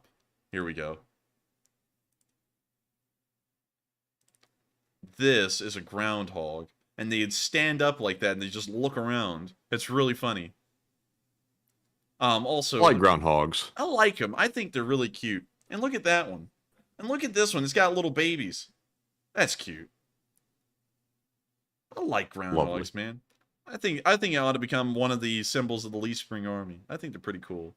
Like, look at this guy right here. He looks like a capybara. He's yawning. And look at this one giving the side eye. It almost looks like that meme, Matthew, where they had that groundhog on that show in Japan and it gave everyone the side eye. If you know what I'm talking about? Yeah, yeah, I think so. It almost looks like that. Anyways, we're now going to be moving on from the groundhog, and we're now going to be moving on from this man who also appears to be imitating a groundhog, and we're now moving on a little bit further south in the Bakhmut line towards the area of Kurdamivka, where we saw that a Ukrainian T-64BV was firing at some Russian positions in the area. Also, someone said meerkat, not groundhog. Hey, man, don't judge. I like my rodents the way I like them, okay? We got the rodent of anger in here. The rodent of anger is a groundhog. At least I think he is. Correct us if we're wrong. But I think you're a groundhog. So with that, we are on to the next one. But you see that it's a very foggy, overcast day. The fields are drenched in moisture and mud. And we can see this tank firing off at the Russians.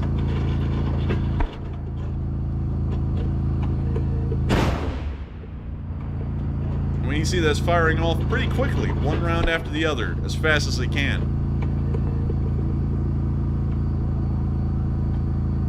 Now see him standing by.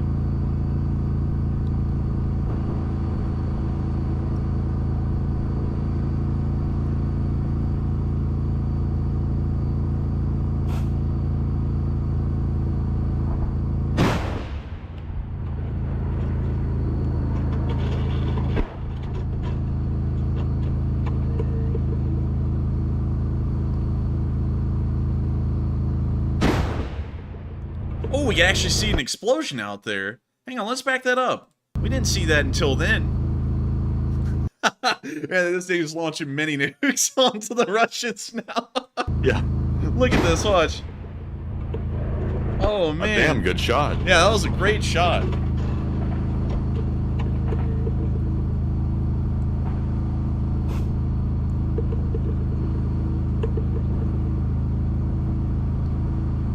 You can also hear, in between shots, the autoloader doing its job from outside the tank. All that, like, ratcheting noises and the weird sounds, that's all the autoloader doing its job inside the tank.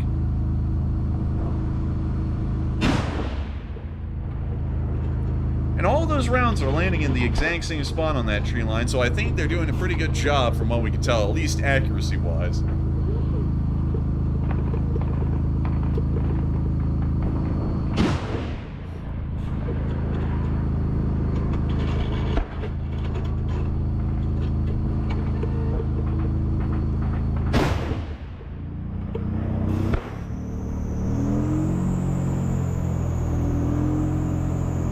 See the tank backing up out of its position. This is about as fast as a Russian-made or Soviet-made tank can back up. They only have one reverse gear.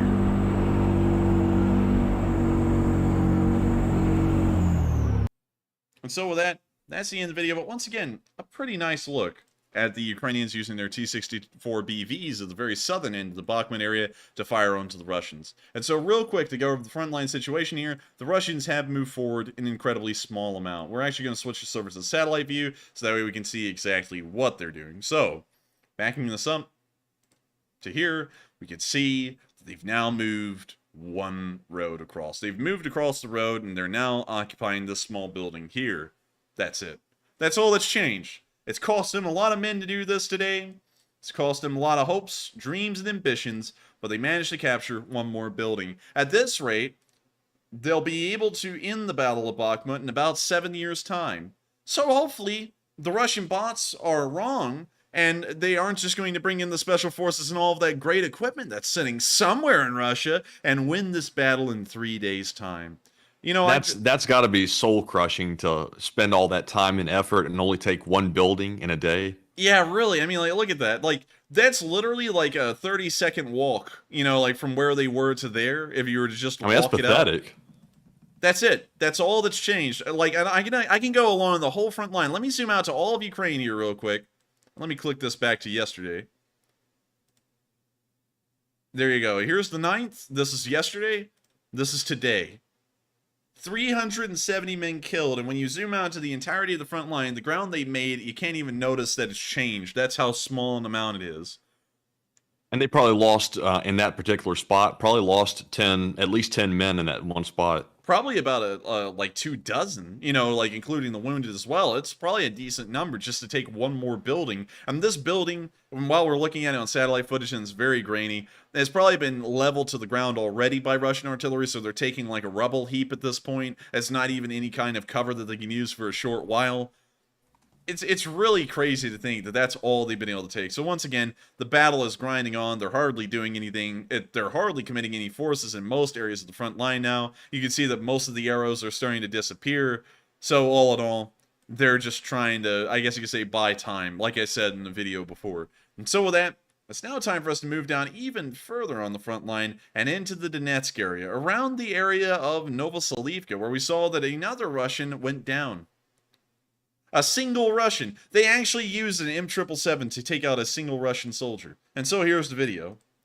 He's right there. He's the little black dot. And there he goes. Dang,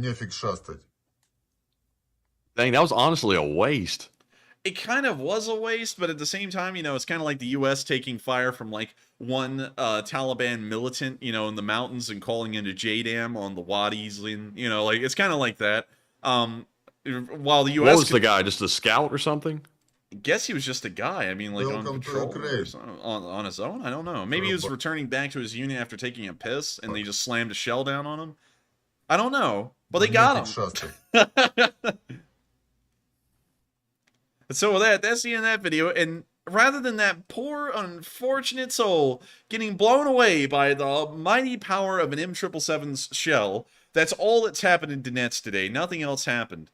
And so now we're going to be moving out of that little bit of news in Donetsk, and we're going to be moving all the way back up to where we almost started the news off today in Kyiv to listen to the speech from President Volodymyr Zelensky. And so without further ado, here is his speech. And no.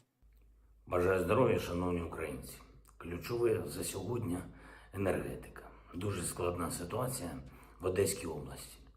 Після нічного удару іранськими дронами, Одеса та інші міста і села регіону у темряві. Станом на цей час більш ніж 1,5 мільйона людей на Одещині без світла. Підключена лише критична інфраструктура і настільки, наскільки є можливість постачання електрики.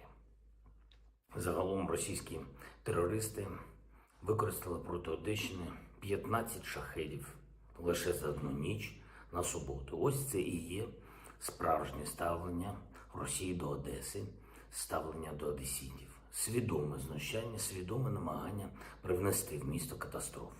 Нашим захисникам неба вдалося збити 10 дронів з 15. Молодці.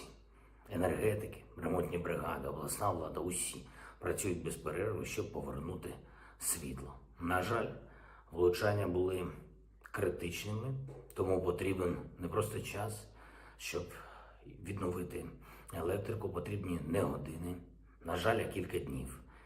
Ми будемо робити все, щоб пришвидшити відновлення. Будь ласка, поки триває ремонт, допоможіть своїм знайомим, своїм сусідам, літнім людям, перш за все, в Одесі знайти і скористатися пунктами незламності. Пункти незламності розгорнуті. Там можна зігрітися, зарядити техніку, скористатися зв'язком, отримати необхідну важливу підтримку. Загалом в різних областях продовжуються як аварійні, так і стабілізаційні відключення. Енергосистема зараз, м'яко кажучи, дуже далека від нормального стану. В системі зберігається значний дефіцит. Саме тому є графіки відключень. Найбільше у Львівській, Вінницькій, Київській, Тернопільській, Сумській, Закарпатській, Житомирській, Хмельницькій областях і в місті Київ. Треба розуміти, якщо навіть немає масованих ракетних ударів, це не означає, що немає проблем. Майже щодня в різних регіонах є обстріли, є ракетні атаки, атаки дронами. Майже щодня бувають влучання в енергооб'єкти. Через втрати в системі доводиться зменшувати ліміти усім в системі. Дуже важко дається і відновлення. Але все ж таки наші енергетики і комунальники роблять дійсно героїчні речі. За тижні відновлюючи те, що взагалі-то вимагало б місяців роботи. Я дякую кожному і кожній, хто працює, щоб повернути світло і зберегти енергосистему. Так само я дякую усім, хто усвідомлює, наскільки важко нашим захисникам неба, наскільки важко ремонтним бригадам і дуже важко енергетикам, наскільки важко усім, хто захищає наше з вами життя. Сьогодні ми маємо важливі новини з Норвегії. Є новий пакет підтримки від цієї країни обсягом $100 мільйонів. І саме для відновлення нашої енергосистеми після цих російських ударів. Я дякую за це рішення усім норвежцям, дякую уряду. Загалом ми отримаємо від Норвегії і оборонну, і економічну, дуже важливу політичну підтримку, також велику гуманітарну допомогу. Допомагає Норвегія із закупівлею газу. Ми будемо працювати разом і над відбудовою України. Я ще раз хочу вам подякувати. Сьогодні ж в норвезькій столиці, в Осло, відбулася щорічна церемонія вручення Нобелівської премії миру. Цього року на церемонії вперше прозвучала мова України, наша українська мова, завдяки Центру громадянських свобод та його очільниці пані Матвійчук, які стали лауреатами премії миру. Я вітаю пані Олександру і її колег, всіх вітаю наших українських правозахисників з таким визнанням. Символічно, що церемонія відбувається саме в цей день, у Міжнародний день прав людини. В Україні до цього року не було Національного дня вдячності і поваги правозахисному руху, усім, хто присвячує життя захисту і відновленню прав людей. Тепер такий день установлений і буде відзначатися щорічно, саме 10 грудня, День прав людини. Напередодні я підписав ще кілька важливих указів, зокрема про призначення державних стипендій, і пану Бекірову призначена державна стипендія імені Левка Лук'яненка. Це спеціальна стипендія, якою держава підтримує тих, хто був звільнений з полону окупантів, кого врятували від російських репресій. Іншими державними стипендіями відзначені видатні діячі нашої науки, нашої культури, нашого мистецтва. Загалом 100 українців і українок. Я дякую усім, хто працює заради нашої держави. Слава кожному і кожній, хто воює за Україну і завдяки кому ми можемо жити і працювати. Вічна пам'ять усім, хто загинув за нашу з вами свободу. Слава Україні! And with that is the end of the speech from President Volodymyr Zelensky, and that wraps up our day 291 news segment. We're about to be moving into the question segment, but I gotta thank all of you so much once again for watching. And if y'all did enjoy this video, please make sure to subscribe, make sure to comment, and make sure to like. All of those things help the Leaf Spring Army and the Enforcer to continue to grow and spread across the rest of the internet, so that way we can finally take the whole thing over and institute some kind of a Pax Enforcicanus, but that's for another time. But still, I thank you all so much once again for watching, and believe it or not, speaking of spreading across the internet and enforcing some kind of a Pax Enforcicanus, we actually, during the middle of this stream, passed 110,000 subscribers on this channel. Wow. Yeah, pretty impressive, right? And what's crazy is that over the past 6 days, we have gained 2.6 thousand subscribers. Over 6 days. That's tremendous growth. Tremendous. We've literally ended the Dark Age. It's over. The shadow ban appears to not exist. I was actually checking a video during Zelensky's speech. It's now gotten up to 300,000 views. It's the most viewed channel or video that we've ever had. It's even more viewed than the highest viewed live streams we've ever had, which were around 230,000 each. Amazing. I don't know how it happened. I don't know why it happened, but it seems that everything that had been holding us back for an entire week, well, not just an entire week, it was literally a month and a half where we didn't gain or really lose any subscribers at all. It's all over. We're back on the up and up. And we are now on our way to 250,000 subscribers. And, you know, it's going to be a bit of a long way if we're only getting 2.5 thousand. And I don't like how I say that, Matthew. 2,500 new viewers per week that are subscribing. Let's do that math.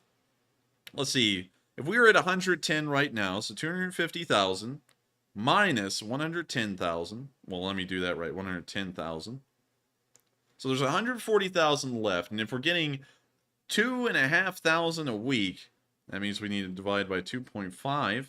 It'll take us a whole year at this rate to get up to 250,000 subscribers, a whole other year. So 56 weeks. But we're on our way. We're heading there. And maybe we might even reach a mil. I saw Blue Flame 777 say, nah, a mil. But one thing that y'all can help out with a lot is spreading the word of this channel and becoming recruiters of your own to try and get people to subscribe. That would help this channel to grow a lot faster than it already is. We've gotten, I think, 540 subscribers today, but we can still get more with y'all's help. So if you want to, make sure to share this channel around and encourage people to subscribe, because that will help us to grow a lot quicker, help us get to 250,000, then 500,000, and then all the way up to 1 mil as well. And I got to thank everyone so much, all of our new Leaf Spring Army members who have just subscribed, all of our old guard members who have been around forever. I've got to thank you all so much once again for subscribing to this channel and watching this. And, you know, now I'm about to give the same spiel, and I try and make it sound very special, but the English language only has so many words, and things can only be said so many ways, so many different times. But all of y'all had an option to go to any channel y'all wanted to watch anyone you want to. Right now, at this moment, 4,800 of y'all have the decision to click off of this channel and never click on it again and go watch someone else's. Yet y'all come here every single night and y'all watch this news. This channel presents every single day without fail. I'm highly honored, more than honored. I am completely humbled at the fact that a lot of y'all choose this channel to be the one y'all get y'all's news from every single day. And I find, and it is a high honor. Y'all don't know how much of an honor and how privileged I feel to know that people enjoy my coverage of the news and how I'm putting it out there. And I've got to thank each and every one of y'all once again for undertaking the time and the effort to watch this channel. And of course, I hope that I'm making it a little bit easier to watch and enjoy rather than just rambling for hours on end. But thank you all so much once again for watching. It's been an absolute pleasure. And with that, I don't want to hold up any longer. This is the moment where we actually get to talk to all of y'all personally. All of the, like last night, we actually got to all of the live chats. So we're going to get it to as many, well, we're going to get to all of the super chats, and we're going to get to as many live chats as we can. And maybe tonight we'll get to all of the live chats. I'm getting them all mixed up right now. Again, so with that, what do we got, Matthew? All right, so we have 2 polls to address. Two, I think. Yeah, just 2. So the first one says, which vehicle are the Ukrainian snipers driving? It looks like 37% said they are not sure. 19% said neither of the above. 23% said Land Rover truck. And 21% said Mercedes G-Class truck. Now, we actually have learned the answer to the poll thanks to Paul, one of our moderators, who says it is an old G class. So the 21% that said that are correct. So, Enforcer, what say you? I say I know nothing about cars, but I was thinking it was probably a G-Wagon out of all of them. And so with that, I hope that addresses the poll fairly well, and we are on to the next one. And the next one says 3 human rights advocates were awarded the Nobel Peace Prize today. Should Zelensky have been nominated? It looks like 43% said yes, he should have, 18% said not sure, undecided, and 39% said no, he will get it at the war's end. Now, I've got to say, I think they need to wait until the war ends to give him the Nobel Peace Prize, because that's one of the higher honors that you can get. And if they give it to him now, like realistically, they're not going to have much to give him after the war's over. So I say hold off on it. But Enforcer, what say you?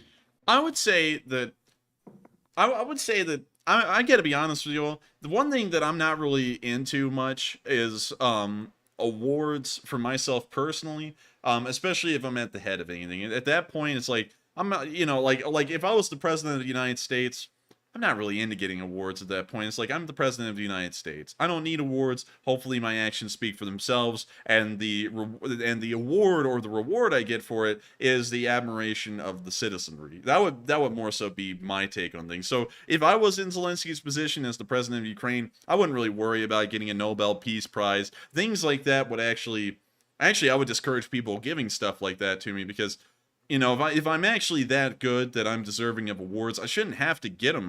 People should just respect me for who I am and what I'm doing. But I still feel that not being Zelensky and understanding the significance of the award and what it means socially, I think that he should eventually get a Nobel Prize. I think that that's something to just show a token of appreciation from a large amount of people as to what he's done, I guess you could say, in defense of the Western world, especially Eastern Europe in particular. And so I would say that he should get one. When does he get one? I don't really know. Sadly, I don't get to determine that kind of stuff with the Nobel Prize. I'm not that important. But maybe he'll get one in the future. And so with that, I hope that addresses that fairly well. And we are on to the next one. All right, so that was our last poll. So we are now moving into our super chat questions, and then we'll address all the live chat questions that we can get to. So up first, we have a $40 donation from Will, who says, is that 19 billion euros or US dollars? And to answer your question, let me look back at the news article real quick. It was $19 billion, and it was 18 billion in euros. Interesting. That's actually...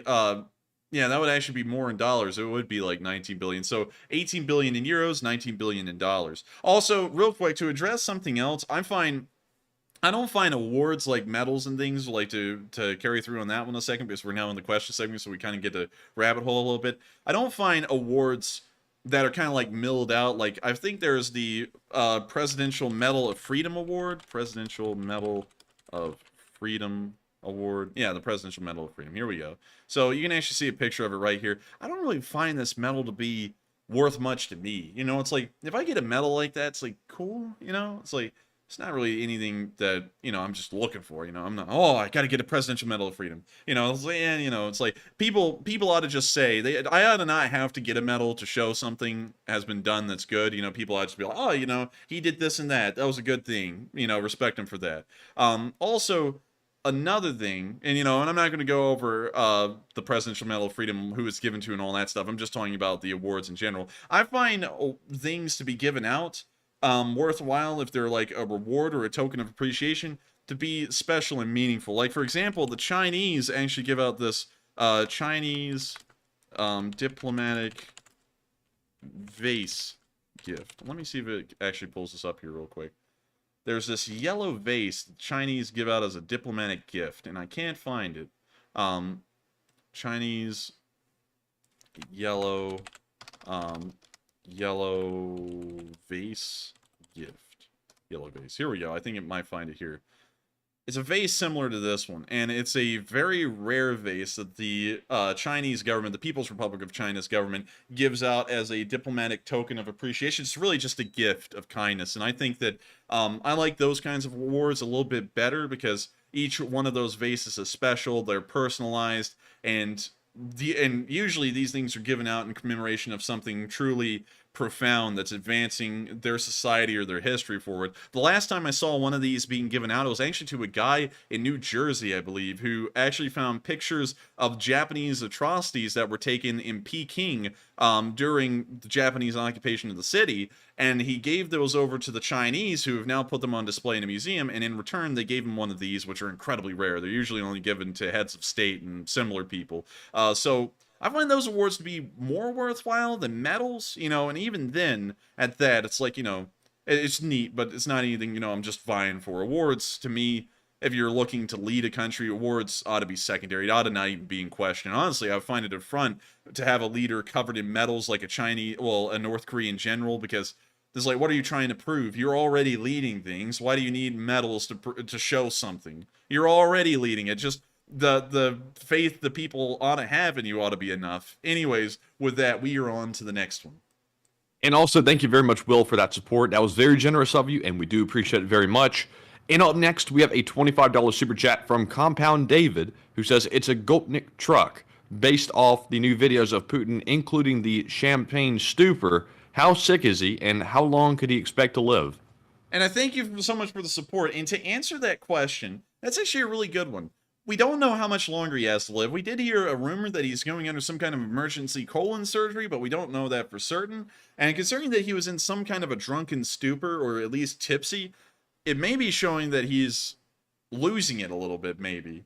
Because we've never seen him do that before. I can't think of any time in history where we have seen that. So, I don't know. It's really a huge guess, because at the beginning of the war, we were hoping that he would have months to live, but it's nearly 10 months later, and he hasn't died yet, so it may be a while. He may die after the war, for all we know.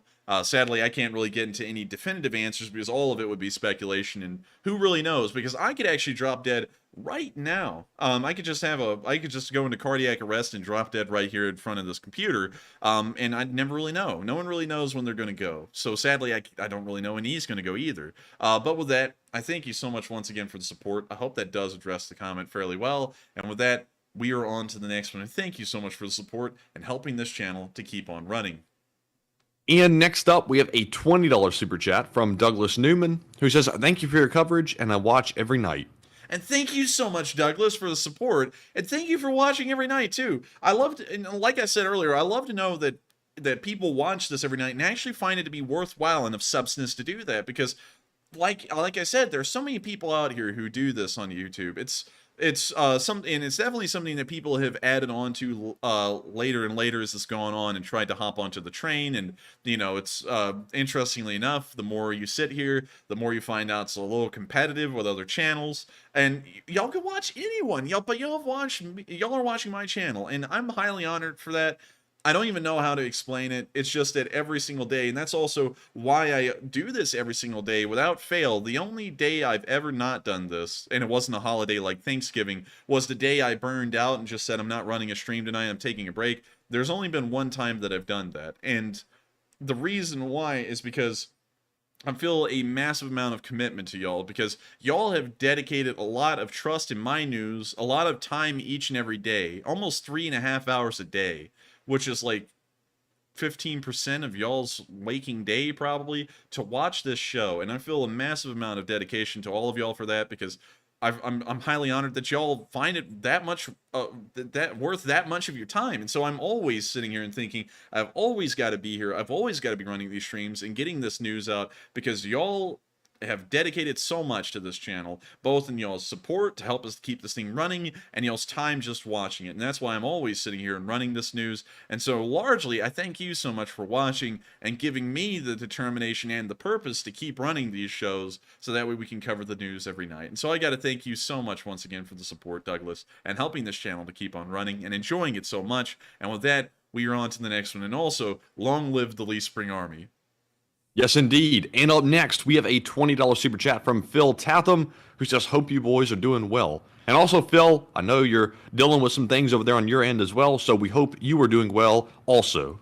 And thank you so much once again for the support. And I hope you are doing well as well, Phil, because while everyone's always wishing us well, I hope all of the viewers are doing well as well. There's a lot of y'all out there who are living completely different lives, and each one of y'all face challenges. Like last night, Misk77 was like, I've had a rough week. And everyone's kind of experiencing weeks at in different ways. Some people experience them great. And honestly, this week's been a great one for me. Some people are having a terrible week, and I hope everything's been fine for you, because I remember in the past you've said that things have been a little bit rough, and I hope they have been improving. But we have been doing pretty okay, and Matthew actually recorded a video today. Can't get into what it is. It's a new video. Why not? Well, I mean, like, we don't. Well, yeah, we'll get into it. He's filming a gun review video on the honey badger. So Yes, pretty cool. It's filmed, it's done, it's ready to go.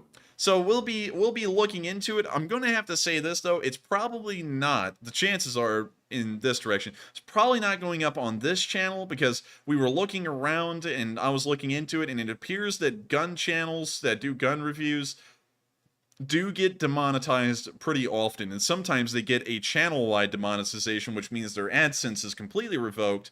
And if that happened to us on this main channel, we wouldn't be able to survive on YouTube anymore. So I don't want to run that risk of having everything come down on top of us. So we're probably going to be creating another channel, probably not associated with me, that will have that video on it.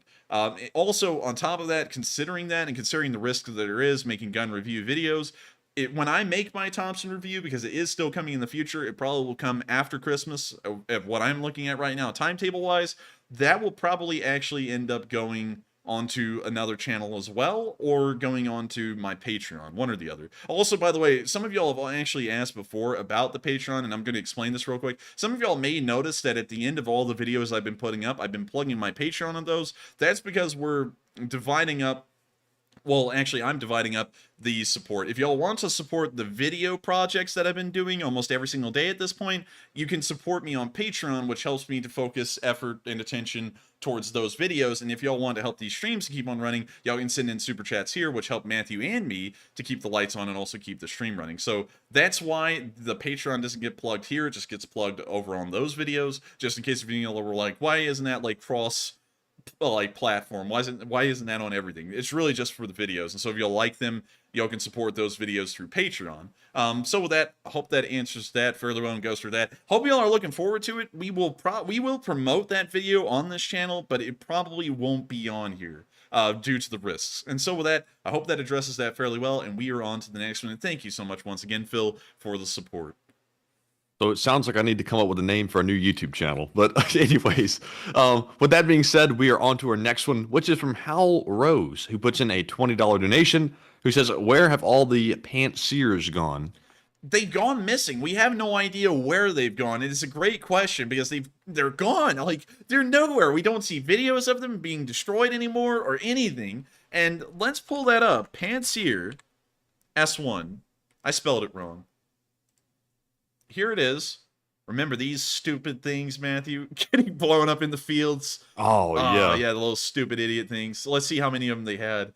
They had about 200 of them. Holy moly. Wait a minute. If we haven't seen many of them anymore, that means that so many of them have been destroyed, they're not sending any more in. So I don't even know how many have been destroyed, because we only get a number on the AA vehicles, surface-to-air missile defense systems in total. But it doesn't give us a breakdown of which ones those were. Also, look at this one. This one's on a Tunguska chassis. I gotta appreciate how clean they are, at least. They're pretty clean. I mean, like, they look kind of cool. It's clean, but at the same time, it's garbage. Yeah, I mean, one thing you always gotta remember is that while some Russian tech does look cool, it's still largely garbage. And this is probably one of those instances. But still, it is a pretty good question, and honestly, the only answer I can give you is that probably so many of them have been destroyed in theater that the idea of sending more in as replenishments is asinine, especially considering that they can't produce anymore and reinforce their units. And so with that, I hope that answers that question fairly well, and I thank you so much for the support. And I've seen a massively asked question, Matthew, about that Tommy gun. Some people have been asking, is it semi-automatic or is it fully automatic? Well, I hate to disappoint, but it's semi-automatic. We can't get a fully automatic one because that requires a tax stamp, and fully automatic Tommy guns cost over $10,000. And I don't have the money. Well, I don't have the money for that to go just get like a $10,000 Tommy gun and just have that lying around and also wait like 9 months for the tax stamp to go through. So Didn't get that one. We did get one, though, however, made by the Auto Ordnance Company, which is the exact same company that produced the original ones. And it is... Let me find it. It's actually... Come on, man. Come on, man. It's this one right here. It's that one exactly. Same barrel length. It's a 16.5-inch barrel. It's got the foregrips. I could actually go over there and grab it. It's in the room. It's right over there. And I am still recovering from the cut that thing gave me. Okay, I'm going to tell you all this. Before we even get to the gun review, the mechanisms on this thing are tight. Like, you want to pull that bolt back, you got to have the strength of, like, 3 burly men who, like, are heavyweight champions of the world to be able to pull the bolt back on this thing. It may be because it's not greased. I haven't taken the gun apart yet to make sure that it's all greased and ready to go. But, oh, man. Oh, my God. It's tough to pull. Also... Ours actually has that version of the, what's that called? The bolt carrier, the bolt handle, I believe. It has that version instead of the rounded one. Really cool gun, though. Actually, I think, hang on, let me check this. Is the paint dry behind it? The wood furniture on it's really clean, too. Like, it's, really, really well done. Also, look at that. Ew, is that ugly or what? The black. Oh, man, Ew. that's junk. But... Oh, man. What, it comes in gold? You can get it in gold? Yeah, you can get it in gold. Yeah. Oh, you didn't know that? No, I definitely didn't know that. Here, let me show you some of the Thompsons that are available. The custom guns. The bootlegger Thompson, right here. You can get a bootlegger version. Oh, no way. Let's see, you can get the Old Glory. That's actually just a 1911, sorry. But moving on from that one. United We Stand. There's another 1911. Let me find the Thompson guns. The case hardened Thompson right here. I like that one with the really cool metal pattern. I think that's really neat. Let's see here. The Tanker Thompson. I do not like this one. Oh, I that's hate cheesy. that one with a passion. It's really cheesy. Let's see what else. Other products, the parts. Let's see here. Also, another thing, you can get the ones with the original length barrels. This one actually has the original length Tommy gun barrel. Wait a minute, they labeled that an SBR? Yeah, it's an SBR, believe it or not. Oh, what is that, a joke? And also, real quick, let me go grab it, and I'm going to come back, and I'm going to tell you all about some of the quirks and features right now. It's not going to detract from the video. What are you, Doug DeMuro? Yeah, but let me go grab it, and I'll be back. So, it's a long walk all the way across the room. Alright, so I'm walking back right now, Tommy gun in hand. It's not loaded, just in case if any of y'all are wondering, because safety's first, and also it's really hard to get the drum mag out of this thing to deal with that, so we didn't want to deal with it. But some of y'all may be wondering, you know, it would be a pistol, wouldn't it be, if it didn't have a stock to it? Let me show you all that. That right there, that is considered a pistol. And that right there... You have to go and buy it as a pistol. You can't put a stock on it because that breaks ATF rules. You can go to prison for it.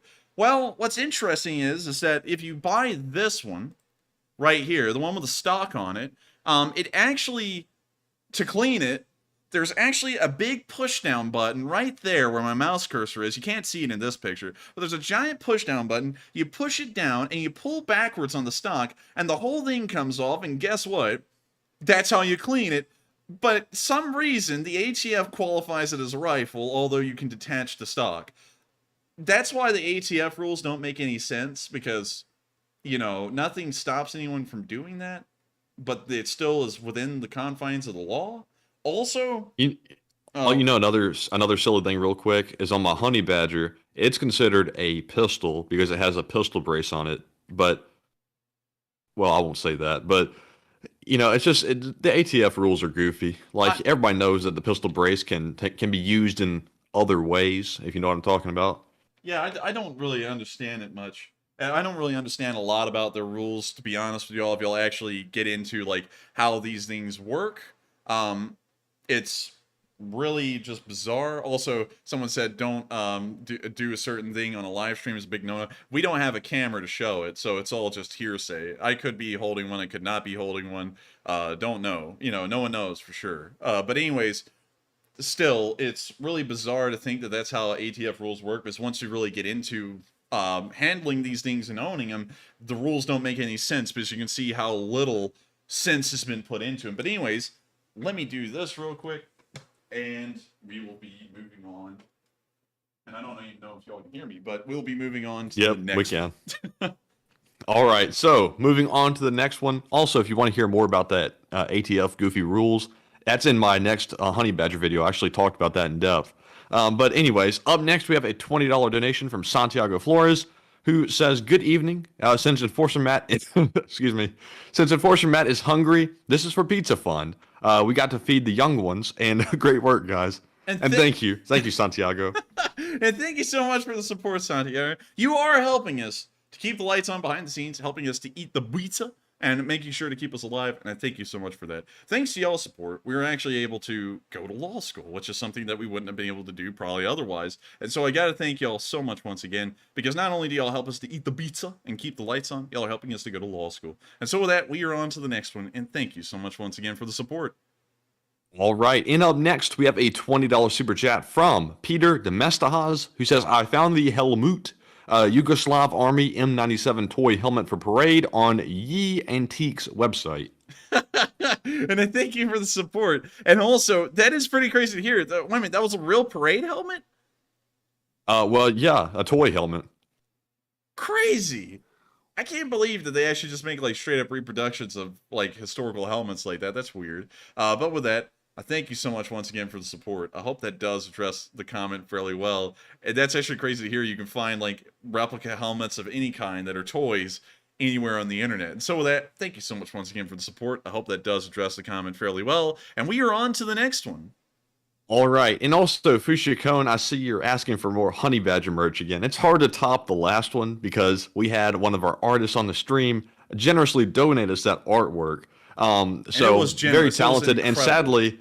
sadly, I'm not as talented as she was to make that artwork. So I don't know if I'm able to top it, but we'll see what we can do. Anyways, up next, we have a $20 super chat from Rob Bertram, who says,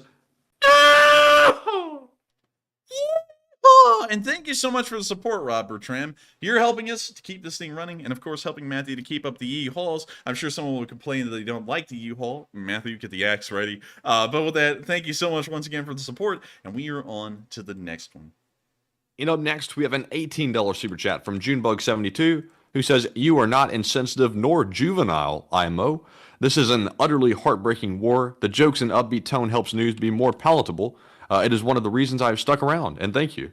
And thank you so much for the support and also helping this channel to keep on running, because you have been around for a while, Junebug. You've been helping us to keep this thing going forever. And so I got to thank you so much once again for the support and helping this channel to keep on running. And also, I think that it's important to always keep a nice balanced sense of humor running this whole thing, because without it, think about how bland and how dull and sad and depressing this would all be. And it doesn't change the fact that it is a war, and for that reason, it will just be tough for that alone. But still, it's just really horrendous to think about what the reality of a war is. But at the same time, you don't see any Ukrainian soldiers acting like that. You don't see anyone in the Ukrainian government acting like that. And I'm not going to start acting like that either. If anyone wants a pity party, y'all can go have a pity party on your own. I'm here to make sure to rally support around Ukraine, keep support going until the end of this war, and to try and help them out as much as possible. And in the meantime, make the news as tolerable as ever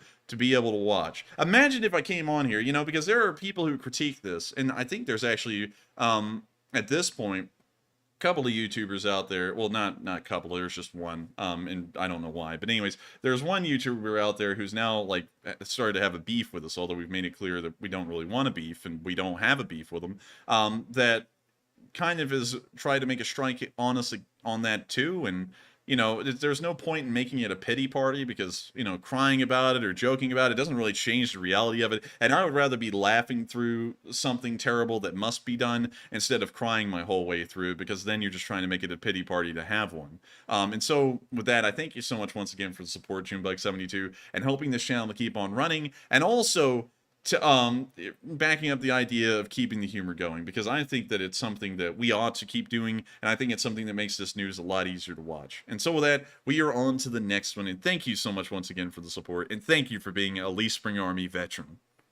Yes, indeed. And up next, we have a $10 super chat from Gary Robbins, who does not leave a comment. But Gary, you have been around for a super, super long time, and we do appreciate it very much. And Enforcer, what say you?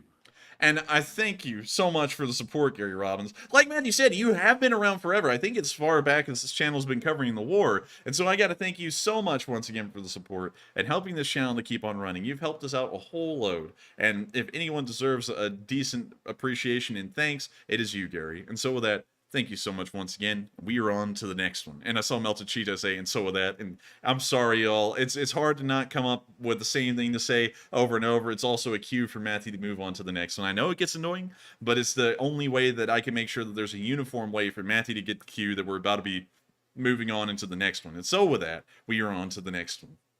All right, and into the next one, we have a $10 super chat from White Lightning 777, who says, if two orcs get divorced, do they remain brother and sister? Ha ha ha.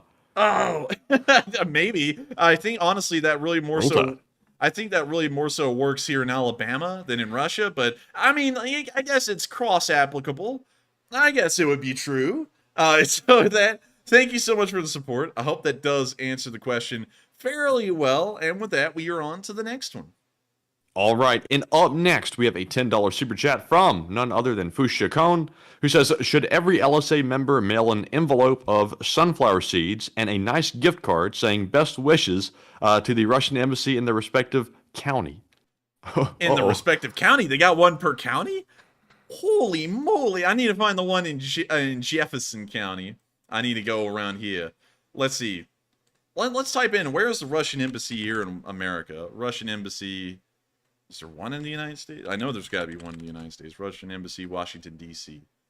Probably on Embassy Row. They got it. Wow, they actually have a building kind of like in their own little plot. Interesting. Where is this in Washington?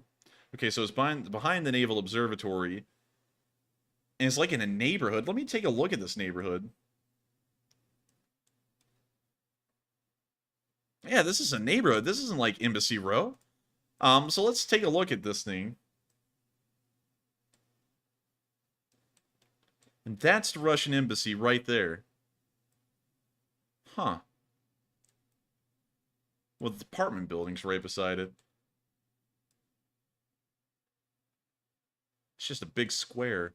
It's very Soviet-esque, you know. But interesting, very interesting. I thought it would be like over around the Embassy Row, and it's not. What kind of sunflower seeds are we sending, though? Oh, we're sending the kind in those, you know, spicy? Yeah, we're sending the spicy ones, the jalapeno flavored ones. Extra spicy. Honestly, I think y'all have to have them wrapped up in little paper Ukrainian flags, so that way when they touch them, their hands burn like a vampire in the sun. And so with that, I thank you so much for the support. I think that's actually a pretty good idea. And if y'all want to, send them to the embassy in Washington, D.C. I don't know if that is going to pose any problems or not, but I don't think they'll protest. And so with that, I thank you so much once again for the support. I hope that does address the comment fairly well. And also, many of y'all probably don't know about the Washington National Cathedral, which is a beautiful building, which I'll show y'all right here. It's really nice. It's like the only cathedral of its kind here in the United States. And it goes, I believe, off of a Gothic style, a Gothic revival style, perhaps. But still, it's beautiful. It's a very nice cathedral. And I'm a huge fan of cathedrals and like how impressive... What? Oh, sorry. Go ahead. I saw something in the live chat. What was it? Sax2 said bullet flavor. Oh! I don't know. I've never heard of that flavor. I never heard of that. What's that taste like? Oh, man. But anyways, we're going to move on from the cathedral. It just looks neat. And it's also around the Russian embassy. It's just down the road from it. But with that, we are on to the next one. All right. So up next, we have a $10 super chat from Tom Slick, who says, great work, guys. And thank you, Tom. And thank you so much, Tom, for the support and helping this channel to keep on running, because without you, it's not possible. And so I got to thank you so much once again for enjoying this channel and also supporting us to keep it running. And with that, we are on to the next one. And up next, we have a $10 super chat from Joe Little, who says Elon Twitter files releasing. Huh? I know what he's talking about, but sadly, if we were to address it, we'd be getting political. But I do know about the Twitter files being released. I do not know about that. And it sounded, based off what Matthew's saying, it's probably best that I don't. And so with that, I thank you so much once again for the support. I hope that does address the comment fairly well. And we are on to the next one. Alrighty, and real quick, let me grab one more super chat here. There we go. So up next, we have a $10 super chat from Chip Kerwan, who says, European Council President Ursula von der Leyen, President of the European Commission, 19 billion. Mr. Enforcer, she gets a turn to weigh in, right or political. What does that last part mean? I don't think I got the context behind that. Let's see. Mr. Enforcer, she gets a turn to weigh in, right or political. Let's see. Chip, I must admit, I think we need more context. But to address that first part, it's good to hear that they are sending 19 billion US dollars in support to Ukraine. I think that's definitely needed support. And also, someone earlier said that in one of my video comments, because I was talking about Ursula reading off comments from the comment section and responding to bots and stuff, and one of them was talking about Ursula von der Leyen said that the casualties in Ukraine were this many, and I said, you know, how in the world does she know anything more than anyone else? You know, and I don't really understand, you know, because a lot of people always want to give flack about the casualty reports that we give on this channel, you know, and usually they're just critics of the channel who would hate us anyways, even if we didn't talk about the casualty report. But they always want to give us heat because they go, the number isn't accurate. But General Milley said that the numbers are this, and Ursula von der Leyen said the numbers were this, and so it's got to be that. And then these people are not even in the Ukrainian Ministry of Defense to probably have a decent idea, and they're in foreign countries completely detached from the war and thousands of miles away. And so it's like, I think they would have much worse understanding of the idea of true casualties than someone around Ukraine, or I guess you could say a rough estimate that we've been going off of so far. And so with that, I hope that does address that fairly well. And I thank you so much once again for the support, Chip. And with that, we are on to the next one. All right, and next up, we have a $10 super chat from Richard Daniel Jr., and he calls me out. He says, Enforcer, I just want to say thanks for answering my private message in Discord and have to send a plug to join Discord. Never know when Enforcer will jump in, and I'm just waiting for Matt to jump in. And guess what, Richard? Guess what? As of Thursday, I am done with my classes, and next semester I only have one class to take. So I am basically done with college, so I am a free bird. So I am free to jump into Discord. But honestly, though, I'm happy that college is coming to an end. But seriously, though, Richard, whenever college is in session, I typically am like a monk. I like study on nothing but the classwork, and that's how I get the GPA I've gotten, which is a 3.8 and higher. But yes, I will be sure to jump in sometime soon. So, Enforcer, what say you about Richard's super chat? And I thank you so much for the support, Richard. And actually, to address what Matthew said, while Matthew's a monk on college, I'm like a spastic gremlin when it comes to college work, because I'm doing this so much and it takes a decent amount of time, especially when anything is going on in the background. And sometimes I try and get preliminary news and do other things, that whenever college work comes around, because there's so little time for it, it's like, oh crap, a midterm's due. So I whip out like the book, and I've read the book a little bit beforehand, and then I'm like speed reading that day. I'm taking like maybe 2 hours, 2.5 hours to try and speed read the whole book and understand what it says, and then write an essay on it, and then I'm trying to turn it in. So, you know, of course, I'm sure that's no shock to any professors. Procrastination is a huge deal, especially when you're working 50 to 60 hours on this stream, and then you have to also do a full amount of credit hours in the background on college as well. And, you know, it's a whole lot of work. I've somehow get around to it. And I've done pretty good. I actually ended up making, I believe, all A's this semester. I think all A's but one, and I think that was a B, a pretty decent B, actually. So I did really good this semester. I'm pretty happy with it, especially considering how little time I had to share for everything, and somehow I still managed to pull through, so I'm pretty happy with that. And also, I've got to say, it's been an absolute pleasure, Richard, talking to you in the actual Discord calls. I haven't been able to get around to them lately, mostly because I'm starting to pile up my plate with more work, because now college, now that it's ended, it's left a gap in my life, and I've got to try and fill it with something, and that is more work. If you're not working, what are you doing? And so I have to keep working. And so now I'm packing it in with more videos, but it was absolutely fun to talk to you in the Discord calls. And also, just in case y'all do message me on Discord, y'all may notice that my messages are sometimes really short. You know, it's like, oh, that's great, I'll look into it, thanks. And don't ever take that as me blowing y'all off, because I think that's always something I'm always conscious of and feel guilty of, is that I always write up very short responses. I don't like typing much. because I type so much already most of the time doing everything else. So whenever I'm getting around to that, it's like, oh man, it's such a chore. If I could just like talk to y'all and send you like voice messages, I would probably do that a lot easier, and you'll probably hear me expound a lot more. So don't ever take that as me blowing y'all off. I'm definitely I think reading. you can send voice messages, actually. I think I can, and I think I'll have to look into that, doing that here in a bit, because I feel really bad and really guilty sometimes whenever y'all send me messages and I'm in the middle of working a lot and I'm looking at something. I've got so much running through my head to respond to that. You know, it's I actually have one of our viewers, he's wanting to go to a gun range with us and help us to film one of the videos in the future on the Tommy gun. And like whenever I respond, you know, like there's a whole lot in my head. I'm like, oh my gosh, that's so cool. Like, I can't believe you're at that range. Like, that would be really cool to go to it. Maybe we can get some information on the range officers and all kind of that stuff, and maybe to let them know what we're doing. Maybe they can assign us a special spot. And I'm wanting to say all that, but at the same time, my fingers can't even keep up with how fast I'm thinking that stuff, so it just comes out as, oh, dude, that's great. Thank you so much for the info. And that's it. And I'm like, dang it. I'm like, you know, I hate that because I can't talk it out, and it sounds a lot better when I talk it out. But still, I hope you understand, but still, it's been an absolute pleasure talking to you, and it's been great fun. Maybe sometime here soon I'll be able to pop in there again, but until then, thank you so much once again for the support, Richard, and thank you for being a member of the Leaf Spring Army. And so with that, we are on to the next one, and thank you so much once again for the support. And Shake the Hand said, how about a Leonard Skinner yeehaw? How would he do that? Yeehaw, Let's see here. yeah! Let's see. Yeehaw! Oh, I was doing it like Freebird, but anyways, we're on to the Freebird. next one. I don't know. I'd have to hear Leonard Skinner talk or something. I don't really have like an idea in my head of how he sounds. But anyways, up next we have a $25 super chat from Glenn Turner, who says, "Thank you for the reporting on your channel."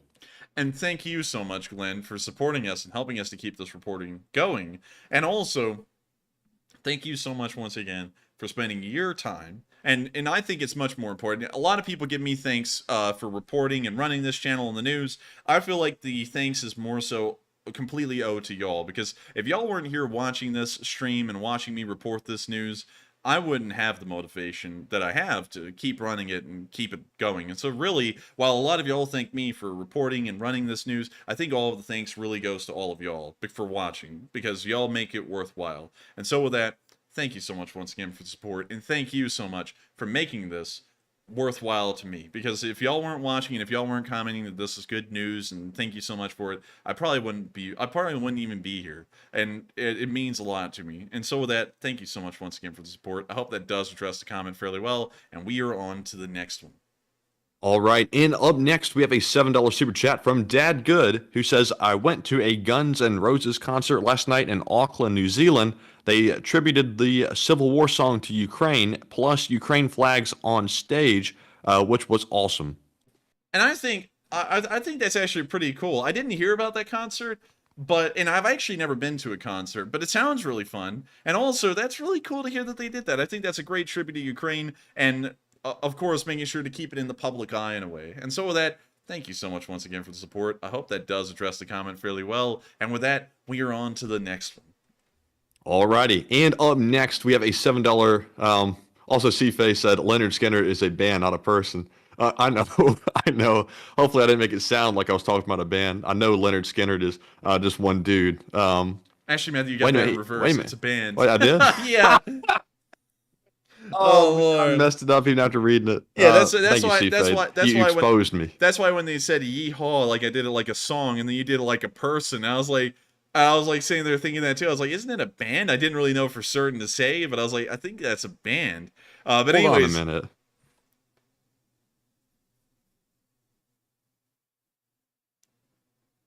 And now we're sitting here with some dead air right here. So let's see, Leonard Skinner. Who's the main guy though? I don't know. I don't really know. Whatever. I'm not even gonna try to recover from that. Whatever. And now people are some people are saying, "Oh, you've never been to a concert? No concert? You lived under a rock?" Hey, man, my parents never went out. I mean, like, you know, we just grew up in like a monastery, pretty much. That's how we pretty much lived. So no, I've never been to a concert. Maybe one day I'll go to one. I don't really know what I'd go to though, you know, because most of the music I listen to is kind of out of fashion. They don't really run concerts for that stuff anymore. But maybe one day I will. Maybe one day. And so with that, but first, really honestly though, for me, you know, and I'm sure a lot of people are about to retort against this. Oh, working no play makes Jack a dull boy. I feel like work and duty really comes first before anything, and so really making time for events like that and such is something I probably wouldn't do, because why would I go to a concert when I could sit here at home and make videos for people to watch and enjoy? Or why would I go and hang out and cancel a stream for a night and go out and eat at a restaurant when I could actually run news for people and people could find a whole lot worth through that? You know, and why in the world would I do this when I can make sure to help myself get to law school a little bit better and stuff like that, or actually manage to get through law school? And those are usually things that always come first, and so that usually cuts down the amount of fun stuff I do, because I'm usually trying to figure out how to actually work life the best I can to make sure I succeed. So I don't know, I probably wouldn't ever go to a concert anyways, but it is a neat idea. It's pretty cool. And so with that, we are on to the next one, and thank you so much once again for bringing that up, so that way I could address that. We're on to the next one. All right. So up next, we have a $7 super chat from Danny Coe, who says, Enforcer, there's internal pressure on Zelensky to take Crimea first, so the West doesn't encourage compromise to end the war. What are your thoughts? I would say that that's not a bad idea to take Crimea first. I mean, it's definitely doable. It's certainly plausible, but at the same time, I feel like, in my opinion, on the strategic level for Ukraine, I hate the word tactic, so even if it does fit the thing, sometimes I'm not going to say tactic or tactical because it's just overused. But strategically, I think that they would be best suited going towards Starobilsk and then punching south into Luhansk from there. I feel like they would meet a lot less resistance, cover a lot more ground, and inflict more casualties that way. But pushing through Melitopol and then trying to move into Crimea, that too can be done. I just feel like it will involve more casualties and a lot more effort, and also a decent amount more time for the amount of returns they would be getting. And so with that, I hope that addresses the question fairly well, and I thank you so much once again for support and helping this channel to keep on running. But with that, I'm about to show y'all something real quick, because I've seen a lot of viewers, specifically Highland Enforcer, which apparently is the Scottish variant of me, asking for this a million times in the live chat, so I'm going to finally adhere to this request. The Bell 280 is actually what won over against the other helicopter we showed on stream earlier. And this is it. It really kind of looks to me just like an upgraded Osprey. And if y'all know anything about the Osprey's had some issues in its life that have caused it to not really be the coolest thing on Earth like it once was when it was introduced. But it does look pretty interesting. It is pretty neat. I mean, I don't know. What do you think about it, Matthew? I mean, it looks pretty sleek. I like the all black color scheme. I mean, I don't know. I mean, not really a fan of the Osprey, to be honest with y'all. The Osprey was a neat idea on paper, but once they started to implement it, it had loads of mechanical failures. You know, I don't know. It didn't end up being as great as everyone thought it would be. So I don't know about this one. It's working off of a similar principle. If they were able to improve all of the flaws of the Osprey, I would say it's pretty good. But really, I feel like conventional helicopters do the job better. If you need an aircraft, get an aircraft. If you need a helicopter, get a helicopter. Trying to make a hybrid out of the two, it appears that it doesn't really work all too well.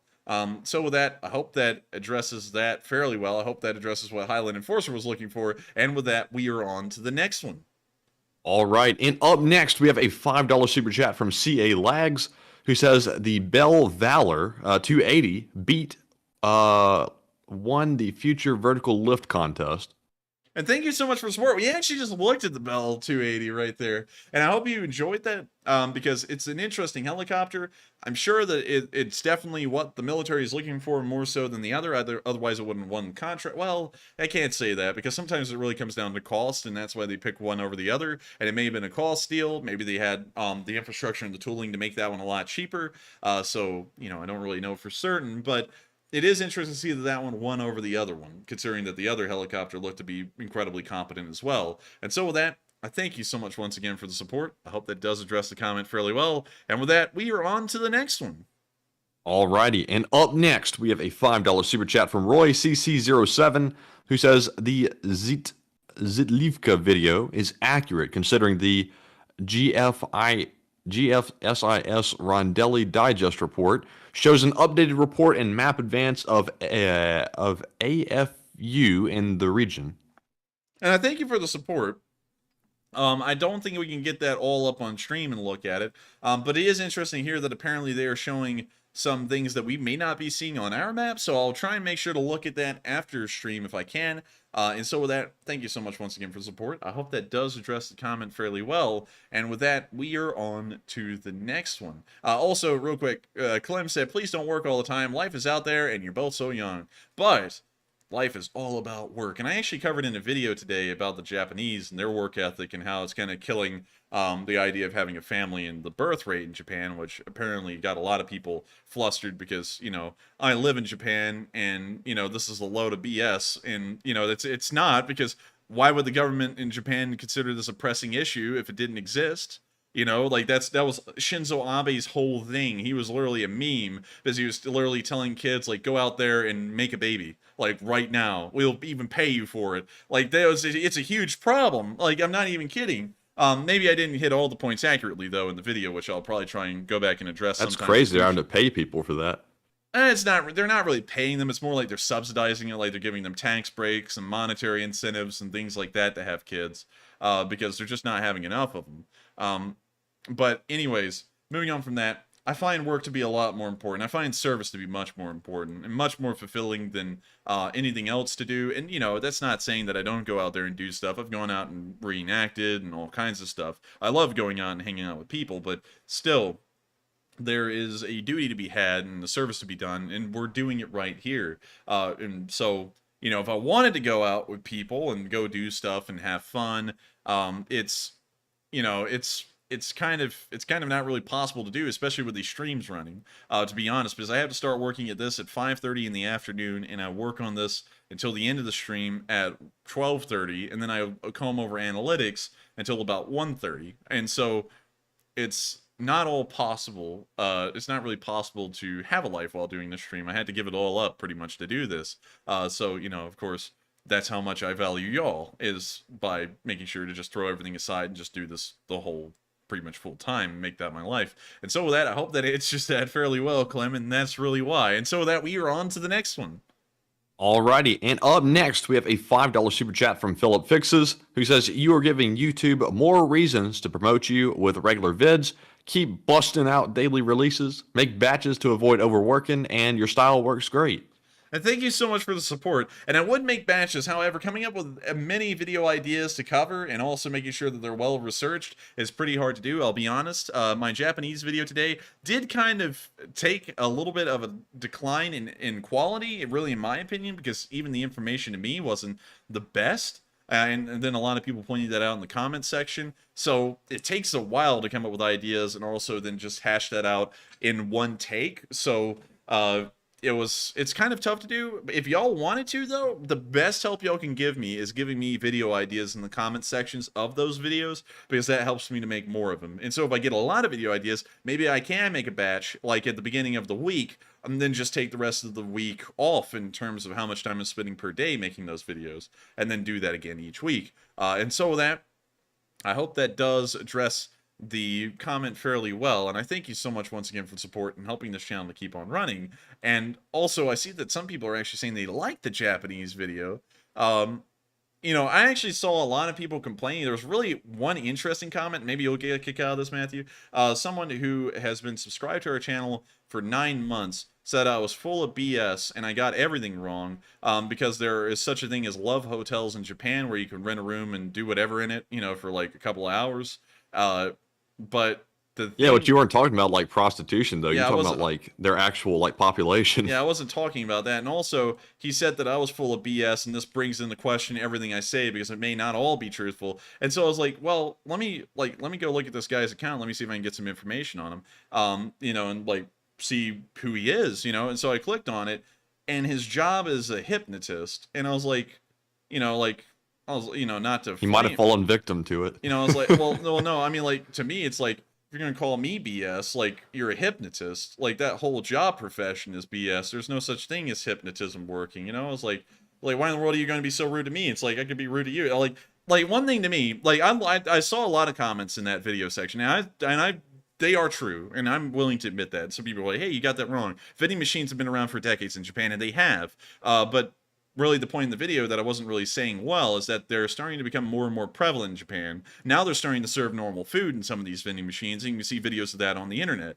And it's generally because there's not a availability of manpower to man enough stores all the time to have all of these things available in some places. There just won't be enough stores for the population density. And so then those gaps in the manpower industry are replaced by vending machines pretty much. And that's really the point. It wasn't to say that, you know, the vending machines are there for, you know, and they're brand new. It's really to say that they're being emphasized on, which I didn't make clear in the video, but those are good points. But to be so rude about addressing something that you think is not true, it's like why? You know, like, you know, it's like you're like, hey, enforcer, by the way, real quick, actually the vending machines have been around for decades. They've been there since the 70s. I'd be like, oh, thanks, dude. Thank you for correcting that. I must have misspoken or gotten that wrong or something. But, you know, when people are rude, you're like, why are you so rude? And then, you know, it makes you want to retort back at them, and then, it, you know, it just devolves into incivilities and not being nice. But anyways, with that, we're on to the next one, and I hope that addresses that fairly well. All right. And I felt like I had something to say there, but it totally left my mind. But anyways, moving on to our next one, we have a $5 super chat from Honeybee Care, who says, when the amphibious landing with amphibious tractors gonna happen on the spit and roll up the orcs, flank, then turn to cut off Crimea?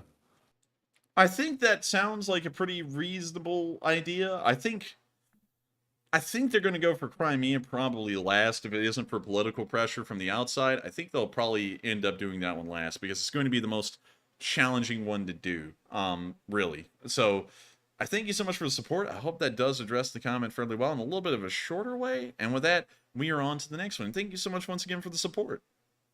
And up next, we have a $5 super chat from James Reeg, who says, you earn your, trying to hold back a sneeze. James says, you earn your viewers. People recognize outstanding work. Question from live chat. And thank you so much once again for the support and saying that we're doing fantastic work. I love to know that people do enjoy it. And it's a high honor as well because, you know, like I don't say this much, but I consider my work to be average. And so for people to say it's fantastic, I find that to be a high praise because I don't really see anything exceptional. And it's just really how I always think and work. But I thank you so much for that high praise and helping this channel to keep on running through your support. And with that, let's get a live chat. All right. And it looks like we have a live chat question from James Reeg. What a coincidence. He says, what guides those drones? Are they piloted? Do they show up on any radar? I don't know which drones those are. Which drones? I think he might have been talking about the consumer drones we were looking at. Oh, I believe they're radio guided, if I'm correct, Matthew. Yes, they're going to be radio guided. Yes. Yeah, so they connect to the controller. Yeah, so they're radio guided. Nothing special about them. They're just normal commercial drones that you can fly around for fun. And so with that, I hope that does address the comment fairly well. And we are on to the next one. All right. And up next, we have a $4 super chat from Martin Bridge, who says, Slava Ukraine, praise St. Javelin and pass the ammunition. Hopefully Ukraine pushes a last offensive just before Christmas. Thank you all, and LSA. And thank you so much for the support, and long live the Lee Spring Army. And also to address that, I would say that maybe they can pull off an offensive before Christmas, but that's a very short time window. It's only 2 weeks, and I don't know if we will see that. But we are seeing that they're knocking on a lot of supply depots in the south, so perhaps. So with that, I hope that does address the question a little bit. And maybe they will. I'm not really sure. But if they do, it will be a nice Christmas present. And thank you so much once again for the support. I hope we addressed that fairly well. And we are on to the next one. All right. And real quick, shout out to Dupper Bob and also Distantra, I think it said. Thank you both for your $2 donation, and we do appreciate it very much. It's helping to keep the channel running, and of course, it means a whole bunch to us. And it looks like our last super chat for now goes to Chris Webb, who puts in a $2 donation and says in Ukrainian, let me try to read this and translate it. Thanks for the news.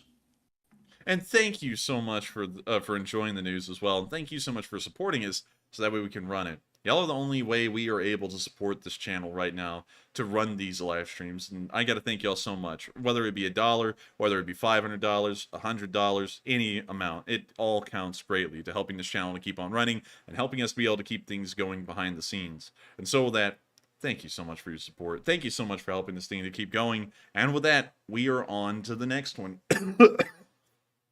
Oh, there goes the call. There goes my but lung. anyways, I got hit by 9mm. It blows out the lung. Interesting. Yes, 9mm definitely does not do that. But anyways, we have our Morse code decoders of the stream. CFA, WFTU, BME, and Mark Hodges. They say tonight's Morse message reads, "It's beginning to look a lot like Christmas everywhere you go. Slava Ukraine." Why did you read that off like that? It was a song. You read it off like it was a sentence, Andy. I read it off on purpose that way. You read it off like a text spot. It's beginning to look a lot like Christmas everywhere you go. Come on, man. I was hoping you'd sing it. Come on, man. It's beginning to look a lot like Christmas. That was so you off-key. go. Well, I'm not professing to be a singer or anything, so. Take a look at the bright hotel. Listening once again with candy canes and silver lanes to go. That was actually a bad Bernie. But anyways, moving on from that, I thank you so much for decoding the Morse code. Y'all do that every day. I don't know how y'all do that every day. I don't know how that's just innately built into you folks to do that. But you do. You do. You keep it going. I got it right again. I don't know how y'all do that, honestly. It really blows me away. But I got to thank y'all so much for doing that. And it was also correct. And so with that, we are on to the next one. And thank you, all of y'all, so much for decoding the Morse code. Yes, indeed. And up next, we have a $10 super chat once more from Fushia Kone, who says, "The Japanese demographic video was fantastic. You had great information and a good graphical presentation. Well done. Keep up the good work and don't burn out. You guys rock." And thank you so much for the support, Fushia Kone. And this is something that was interesting to me. Japan age pyramid. I actually pulled this up for the video earlier to show this. This is not a normal shaped age pyramid. And a lot of people are going, "Ugh, you can't calculate." Also, I like how Northrop Grumman is trying to get me to explore jobs with them. I don't know if that's the government indirectly telling me I don't think we'd qualify. I don't think we qualify, really. Maybe I could work in their PR department. But moving on from that, a lot of people are saying, "You can't calculate trends 100 years into the future." You can. Like, you know, and then people were talking about, you ought to look at other countries. It's not just happening in Japan. Like, it's like, yeah, I know that. You know, and they were being very rude about it. That's why I'm saying that kind of like in a mocking tone. They'd be like, "You're so stupid. You're peddling misinformation. It's wrong. It's a lie." Like, other countries are going through this. Like, if I pull up the population pyramid of Russia, population pyramid of Russia. And I should go here, and you'll see that I don't even know what the hell the Russian population pyramid is, but it is skewed beyond belief. Like, there's just weird missing gaps in there. And the reason why is because the generation that would have had kids at these points in history actually died in the Second World War for the most part, and so there wasn't really enough people to have kids, and that's why you'll see these generational gaps every once in a while where the pyramid just gets to an odd shape. It kind of shaped like a Christmas tree, but you can calculate all of these trends that people will have declining populations. The Chinese are probably one of the worst if you look at them. And I'll show you all China real quick, which is here, like right here. They are not having enough kids anymore. And you see that they actually have a decent amount of their population in between the ages of 45 to 54, which is actually the largest demographic of people who watch this channel as well. But moving on from that, you can calculate that their population will begin to go into decline, and it makes a lot of sense going off the one-child policy and all of that, and all of the abortions they had of female children who were to be born. Obviously, they are going to have a population decline. There's just not enough women anymore in proportion to men in China to have kids, for the large part. But anyways, that you can calculate that kind of stuff fairly well. Of course, it won't be persistent. It's not going to be an average like this every single year. It may go up a little bit, may go down even quicker. You can't really tell, but it gives a good estimate, and it gives a pretty good idea of what will be happening. And it's happening to many countries in the world, but in Japan, the reason why the video was made about Japan is that it's the most prevalent and pronounced there. And so with that, I hope that addresses to some people, you know, who may be watching the stream and may not like that video, why the information was presented that way. And I do understand that some things were wrong. However, the reason that the Osimo robot, this is also something else that a lot of people actually brought up, the reason that the Osimo robot is being made, and I know that it isn't in production or being sold yet in large amounts, Osimo is being made pretty much as a maid and an assistant for people who necessarily can't do these things themselves, particularly much older people, and Honda's making it largely for the Japanese market because in the future, due to the aging population in Japan, this is probably going to be needed. So while it isn't necessarily in mass production right now and being used, these things, the reason why they're being made is because there's a potential market for these in the future in Japan. That's why it's largely being marketed over there and not in America. But with that, I hope that addresses those things fairly well. I know that the stream isn't about Japan, it's about Ukraine. But I wanted to address that because there were some people who said things, and they did have some good points. But that's the reason why they were presented in that way, although some of them were wrong. But with that, we are on to the next one. All right. And can you still hear me? I think we're having lag. No, we're not. I can hear fine.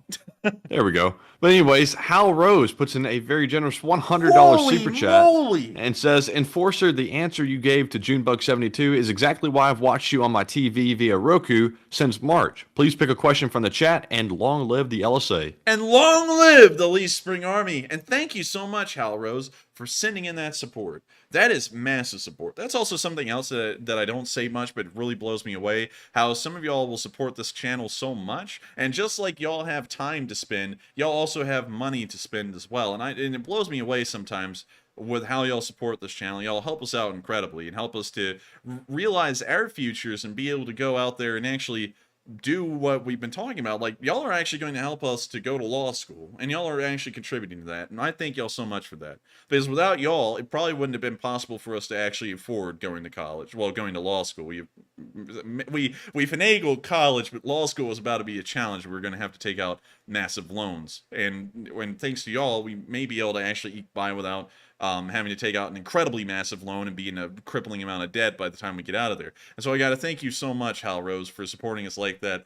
It's massive, it's amazing, and it helps us out a great deal. And I got to thank you for that. And also, moving on to what I said about Junebug72, I've also got to say it's what I find very important to emphasize is always having high spirits. I've never seen a country win having a crying fest. You know, like in the Second World War, I didn't see everyone in America going around every day, our boys are dying overseas.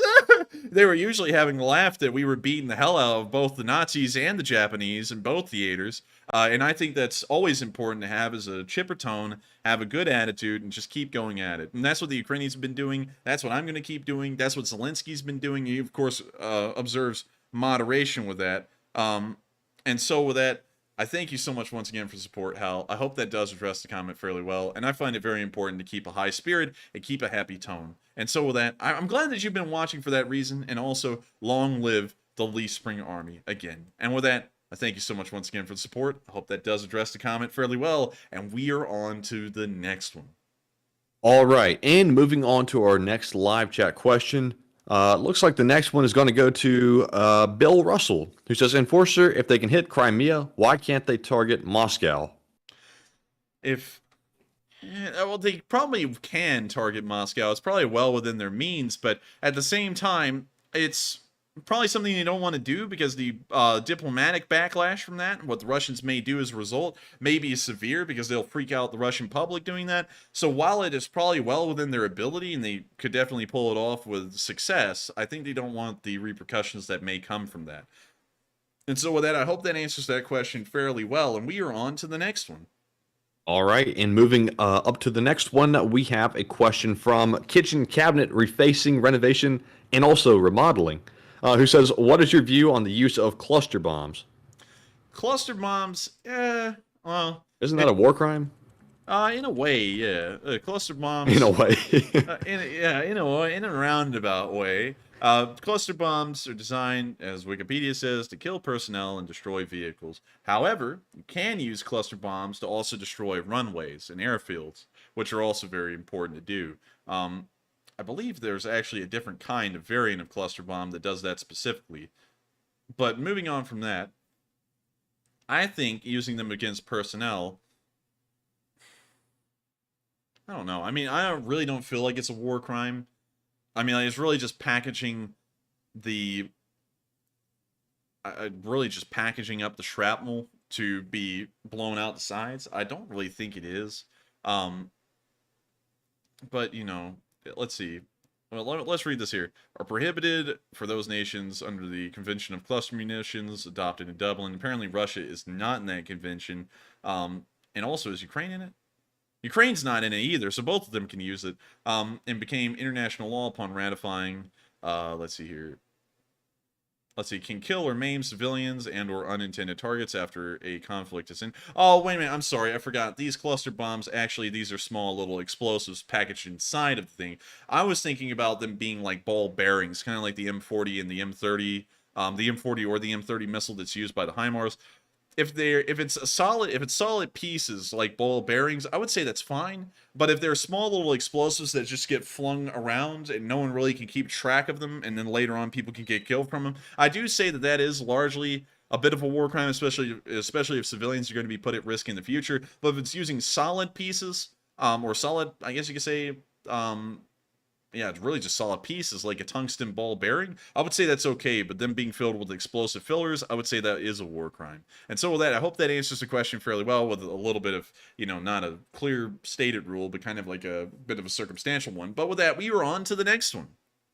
You know, what's kind of interesting to me is neither Ukraine nor Russia are really a party to a whole bunch of international agreements. When I was doing research for the video I was working on, not the gun video, but the other one, I found out that Ukraine is not under the jurisdiction of the ICJ, nor are they under the jurisdiction of the ICC either.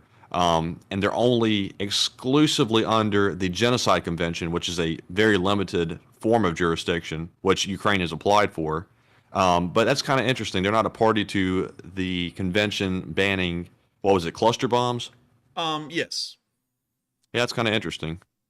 Yeah, I would say it is a little interesting in a way, largely because Ukraine has been Russian aligned up until 2014. So now, instead of being in like kind of like the War Crimes Committee, you know, where they're the ones who are kind of like on board with committing war crimes, now they're starting to move more towards into the European Union direction ever since 2014 of trying to make it as civil as possible. But still, they haven't made the leaps like joining the anti-cluster bombs, you know, ordinances, or I guess you could say agreements and treaties and things like that. But they are still making strides, and, you know, and we can see that they're attempting to right now. But still, pretty interesting to see. And also, it opens up the door to the Ukrainians to do things that other countries couldn't do because they're bound by treaties. But with that, we are on to the next one. All right, and our next question goes to Portstan, who says, have you guys seen the interview with the Merchant of Death? Now that he's back in Russia, it will make you want to laugh out loud. I haven't seen the interview, but I did hear some statements that he said, like he would actually volunteer if he could, and it's like, you can, why not? But I would say it to me, it doesn't really matter. I think we ought to go ahead and start trying to track the guy down and take him out, considering what he said. But I haven't seen it. I'll have to try and take a look at it later. And so with that, I hope that answers the question fairly well, and we are on to the next one. All right, and up next we have a question from the Moen22, who says, do you think that the Russian troops know just how bad and incompetent they are? And I think they do. I think they do. That's why they're rioting in some places. They know how badly they're equipped and trained. I think some of them live in a lie, though, but most of them know the reality of it, especially considering now they're being fed the propaganda that NATO is really fighting them directly, and everyone in Russia knows that they can't really fight NATO in a ground war, and that's something that they actually believe. I think that they probably feel inferior. And so with that, I hope that answers that question fairly well, and we are on to the next one. And next up, we have a question from Barry Mundy, who says, hey boys, if the bridge to Crimea is such a solid supply route, then why aren't the Ukrainians focused on taking it out properly? And cheers from Port Douglas, Australia. And thank you so much for the question. And also cheers to Port Douglas, Australia. Let's pull that up. Port. You know we got to do it, Matthew. Port Douglas. In Queensland, Australia. Really small town. Where is this? It's like on the northern end of the Great Barrier Reef, which is this. Since Barry's in Australia, Barry, have you ever seen a quokka in person? That's like on the other side of Australia, man. You may as well be traveling to California to see that thing from where we are. That might be worth the trip. Honestly, it would be. Steal one for us, man. I know that's like a crime and everything, but come on, man. Anyways, let's come on, man. Come on, man. Steal it. What's wrong with it? But let's take a Ooh, look. wow. Wow, this is beautiful. Dang. That is Jeez. nice. Why does that look like Bora Bora? Bora Bora? I don't even know what that is. But look at this place. That's beautiful. This is Pull up Bora Bora, you'll see what I'm talking about. It looks almost similar. Isn't this where a battle occurred in the Second World War? Let me check that real quick. I swear I've heard of the Battle of Bora Bora somewhere. Yeah, there was actually a battle here. The Battle of Tora Bora was a military engagement that took... Wait a minute, hang on. Tora Bora. Tora Bora, that's in Afghanistan. I swore I've heard of some kind of a battle that occurred around Bora Bora in the Second World War. I think that might have been the name of a movie, like Bora Bora Bora. No, that's Tora, which means dive. Oh, I know, I was trying to see if I could troll you. Oh, God, oh, man. But, honestly, I think that Port Douglas looks better.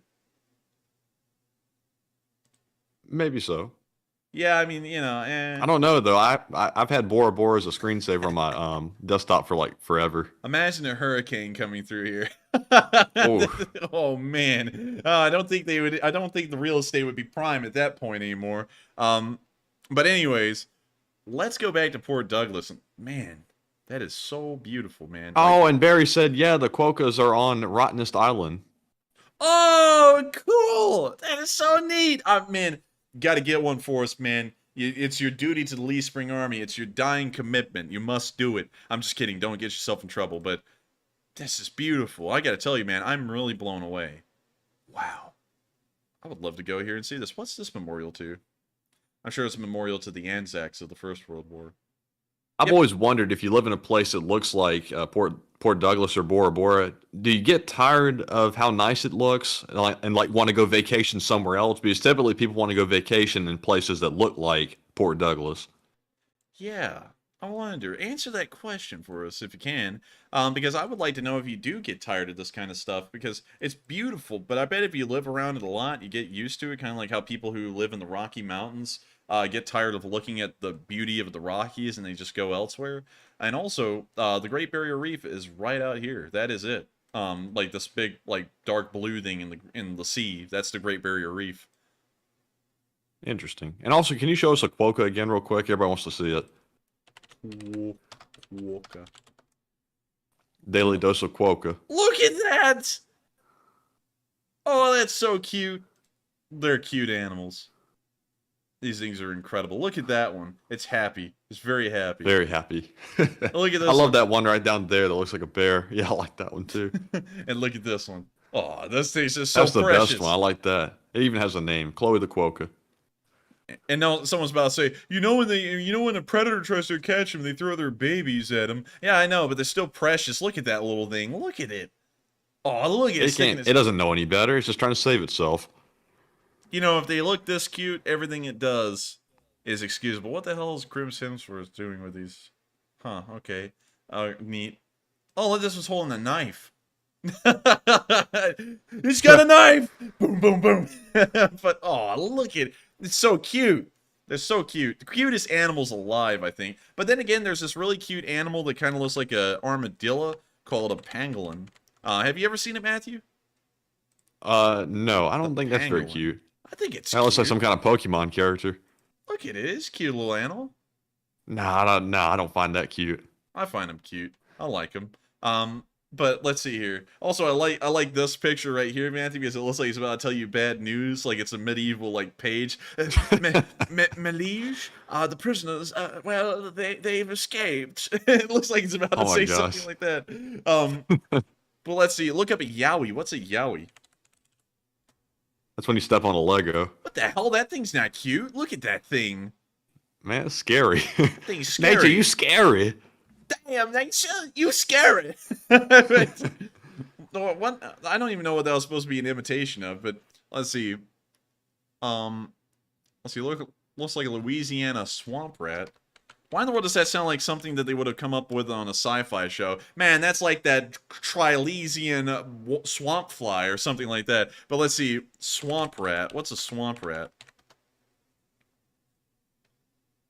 Huh. Ugh. Oh, nutria. Oh, they're killing those things by the dozen over there in Louisiana. Huh. Are these things? Isn't These isn't things that an invasive species though? Yeah, I think it is.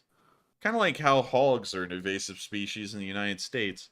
They're very dangerous, by the way. Don't mess with hogs or any wild-looking pigs. If you see them, get away from them as fast as possible. Those things are very dangerous. They're more dangerous than bears. They will kill you and they will gore you on the spot and eat your guts while you're still alive. So don't ever mess with them. They're very dangerous. But anyways, with that, we're moving on to the next one. All right, and up next we have a $15 super chat from Murray Sutherland, who says, "I think Moscow military target." Moscow attacks would be a judgment call from Ukraine. Valid targets are valid targets. Hit them. But treasure needs to be expended. You need to make it work. Make Moscow react how you want. And I thank you for the support, Murray. And I do understand that. However, I think that they're weighing out the diplomatic repercussions of that action, and I feel like the diplomatic repercussions would be incredibly severe because Moscow is the center of Russia. That would be like Washington, D.C. getting attacked here in the United States. And you've got to think, how bad would that make the response, and how much would that freak out the Russian public? Also considering that Moscow is a metropolis of almost 10 million people, that means that 10% of the Russian population lives there, and if Moscow gets attacked, you are freaking out 10% of the Russian population in a single instant. And so, while you could hit the military targets, the Russians would, of course, drum up the fear in the public and go, "Oh my God, y'all, they're trying to kill you out in the streets. That's why we need to mobilize your kids, and we need to send the whole military in." So that way, then they have an excuse to do that. The public would probably be behind it, and then the whole war would be turned on its head, and the Ukrainians would be fighting a much longer war, probably going years into the future. The Russians would probably actually take a decent amount of ground, and then we would see that the Ukrainians would have to hold on a lot longer, and it would prolong the war a lot. And I think that's what the Ukrainians are looking at. And of course, that's just my opinion of what would happen. I feel like that's the logical progression on the Russians' end of how they would respond. But they may not respond that way, considering that an airfield was hit in Ryazan and didn't really change much. And so with that, I hope that answers that question fairly well. But good points were made there, Murray. And I would say that I think they should look into it and consider it heavily, but they always need to be very careful about the repercussions that could come from it. And so with that, thank you so much once again. I hope that does address the comment fairly well, and we are on to the next one. And real quick, I want to return back to Barry Mundy's question because I don't think he ever answered it. I think we got distracted with the quokkas. He says, if the bridge to Crimea is such a solid supply route, then why aren't the Ukrainians focused on taking it out properly? They tried to take it out, and I think they just did a once-off. And I really can't tell you why beyond that, because I think that the Russians are starting to work heavily on repairing the bridge, and maybe repaired within several months, maybe 3 or 4 months at this point. And I don't know why they're not trying to knock it out again. Unfortunately, I can't really answer that too well because I don't know what decision-making process has been had there to not attack it again, but I believe that they should because they'll really put the Russians into a tough bind permanently if that bridge can be knocked out. And so with that, I hope that answers that question fairly well. And also, you got us distracted on Quokkas and we didn't answer it. I just remembered that. So with that, we are on to the next one. All right, so we have a $2 super chat from Roy CC07 who says, I do get it as someone who moved from LA from Guam. To LA from Guam. And I thank you for the support, Roy. What do you know what that's in context to, Matthew? I'm not sure what he gets. What did you get moving from LA from Guam? You get what you get. Unfortunately, sadly, I don't know what that's in the context of. If you can add that in the live chat, we'll make sure to circle back to it. But right now, I don't know what that means. My guess would be he liked it in Guam better than LA would be my best guess. Perhaps, but I don't really know for certain. So we'll make sure to circle back on that once we get a little bit of context. I'm sorry about that, Roy. But with that, we are on to the next one. All right, so up next we have a question from David Erickson who says, what kind of tactical nukes would Putin use if he were to use them in Ukraine? God forbid. What's kind of typical do they have or field? Thank you. Well, usually if they're using tactical nukes, they would use the ones of the tactical variety. I'm just kidding with you. We'll pull them up. Let's see. Russian tactical nukes. Tactical nukes are going to be quite small, about 5 megatons in yield, I believe. So, let's see. They have 2,000 tactical nuclear weapons. It seems that the bulk of their nuclear arsenal, well, not really the bulk, around 20% of it's tactical nuclear weapons. Actually, more than that. It's nearly half, according to this number. No, Well, yeah, it's more like 35, 33%. So a pretty large majority of it is. Russian tactical nuclear weapons types. So let's find that. Russian tactical nuclear weapons. This is on FAS.org. Let's see here. Russian inventory. Also, I got the answer to that question when you want to return to Roy's question. Got you. So based on the number, other nuclear. Sadly, it doesn't look like it gives us a lot of information, but we can assume that the yield will be around 5 megatons or somewhere in that range. At least less than 10 megatons. And then it will be somewhere around 5, most likely 5 to 10. And so with that, I hope that answers the question. We can't really get enough information to back that up clearly with a source, but trust me, bro. And so with that, we are moving back to Roy's to get an answer to that. So Roy was referring to the comments we made about getting bored after, living on an island where it's really beautiful. And his question in the super chat was, or his statement was, I do get it as someone who moved from LA from Guam. Oh, okay, now I get it. That is cool to know. I've never really lived in a picturesque place, like a place that's just brimming with natural beauty. But that is pretty cool to hear that people who do live there just like to go elsewhere, I guess, or get tired of it. And that's kind of wild. You would think as an outsider not living in a place like that, you wouldn't get tired of it, but that's kind of weird. That's kind of neat though. Also there's a Jimmy D's beach resort and bar right on this beach. Jimmy D's? I thought that was Jimmy Dean's for a second. I was like, no way. But look at that. It's not that bad of a place. It's really nice. Guam. D's. D's? What do you mean by that? Oh, nothing.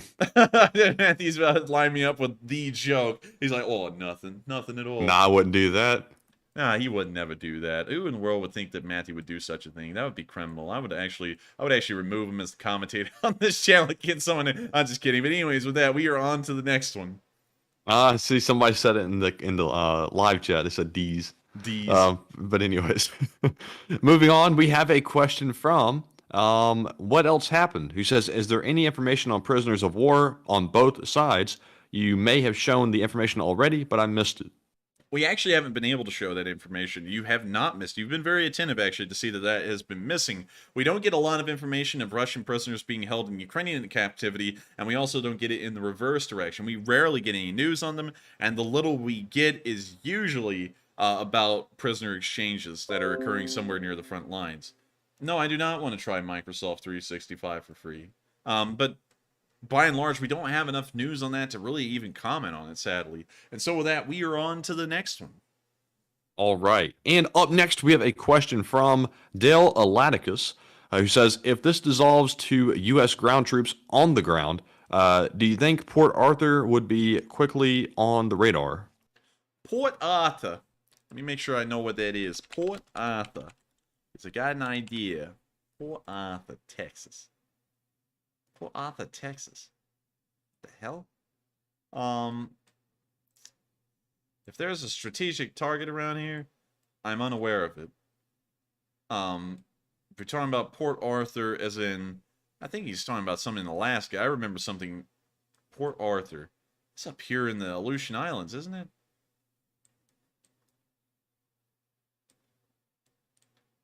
Port Arthur. I swear. Hang on. Port Arthur. Wisconsin. Port Arthur in China. Let me check this here.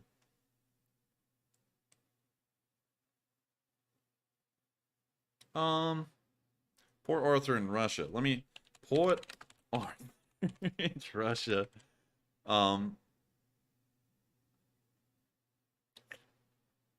I can't find a Port Arthur in Russia. So if you're talking about Port Arthur, and I'm assuming there's one in Alaska, although I couldn't find it, I don't know. And if you're talking about the one in Texas, probably not. So I hope that answers the question fairly well. I know I'm misunderstanding that completely, but if you can't give it a location as to where Port Arthur is, I've heard of it before, but I don't remember where it is. And so with that, we are on to the next one. All right. And up next, we have a question from Ken Tyler, who says, I think you guys are doing a great job on reporting and any news on if Putin pooped himself again. We don't know if Putin has pooped himself again. I honestly think he's just pooped out on this whole thing, and that's why. But anyways, moving on from that, I think... Can you reread the first part of that? Any news on if Putin pooped himself again? No. So with that, I hope we answered the question fairly well, and we are on to the next one. All right, and up next we have a question from Montern, who says, have you seen the new helicopter that will be replacing 2,000 Blackhawks in the Army? I can't remember the name of the replacement. I think we did look at that. Yeah, the Bell 280. Bell 280. Bell 280. And I just clicked the wrong sequence of lettuce, doxing myself all over. But anyways, here's the Bell 280. Yep, that's the one that's replacing. And it looks kind of weird. It looks kind of like an Osprey. Honestly, though, I think the Black Hawk... Come on, can you beat the Black Hawk? No, you can't. It's the coolest helicopter there is. I'm just kidding. It's actually really old at this point. And I don't know why. You know, something that's interesting to me is that they go, you know, the SEAL Team 6 destroyed the helicopter that crashed outside of Saddam Hussein's compound because it is classified. The Black Hawk had been in service by that point for like 35 years. And I was like, really? It was a specially equipped one. It had some kind of like rotor silencing technology or something on it. Really? That's what they said. Honestly, I feel like it would have just been more sensible to say they destroyed it to make sure that if, you know, there was any terrorist cell around over there, they couldn't possibly try and repair the helicopter and make it airworthy again. You know, I feel like that's most likely the reason they destroyed it, rather than, you know, this kind of like interesting story where there's some rotor silencing technology. You can't, like, as far as I know, you really can't silence rotors, because if you did, you're probably messing with the airfoil of the rotor blades. So, you know, I don't know. I don't really think you can do that. Someone said it was a stealth Black Hawk. Somebody said it was the Crash Hawk. That's actually pretty good. And also there was a Black Hawk that crashed in Somalia before that, and that one, I believe, didn't get destroyed. Well, then again, that may make it actually top secret. I don't know. Anyways, with that, we were on to the next one. All right. Excuse me. Let's see here. We have a question from, let's see, Bill Deplorable, who says, do you think Russia is trying to lose on purpose so after the war will help rebuild their economy like we did to Germany and Japan in World War II? Now, we aren't going to help them rebuild their economy, because they'll still be standing in one form or another. So we'll be putting them down in the dirt and stomping them into it as long as we can. And so with that, I hope that addresses that fairly well. But we wouldn't be helping them out at all, because they are committing crimes against the country. We're trying to get NATO, and so we wouldn't really give them a cookie after the whole thing in a way. And so with that, we are on to the next one. All right, and real quick, I asked the question, will the Enforcer channel reach $1 million in charitable donations before Zelensky crushes Putin? And this one was requested by Fushik Kone, and it looks like 83% said yes, no question about it, and 17% said nah, probably not. So, very interesting. And I also agree with the 83%. So, Enforcer, what say you? I agree with the 83% as well. I stand with the 83%. I think that we will reach $1 million. We've almost already reached 700,000. We're like at 670,000 right now. And I know that we can probably reach that this weekend. Because if we raise $15,000 for UNHCR this Sunday, which is just tomorrow, we will be able to raise in total $30,000, because they're doubling any donations given at this time. And so I know that we can do it. We can get up to 700,000, and then we're only 300,000 away from $1 million, and probably from actual recognition, because I don't know why we haven't gotten any recognition for the amount of fundraising this channel's done as a whole, but maybe then we'll finally get it. And so with that, I hope that answers that poll, and we are on to the next one. And let me know about this, y'all. Do y'all think it would be fine for me to try and promote the Elite Spring Army to local news networks and people all around to let them know what we're doing? Do y'all think that's acceptable? Run a poll on that real quick and see, because we have a little bit of a thing here about trusting mainstream news, but if it was to get the word out about what the Elite Spring Army does and what we're doing, and it would help this this army to grow, I think that it would be somewhat worthwhile. But I would like to see what y'all think about that. And so with that, we are going to wait probably for Matthew to put up that poll, and then we'll be on to the next one. All right, and the question is, should we promote the LSA to local news channels? Local or national? All right. News channels. And it could just be a Question yes or mark? no. We don't need an undecided on that one. It needs to be straightforward answers, yes or no.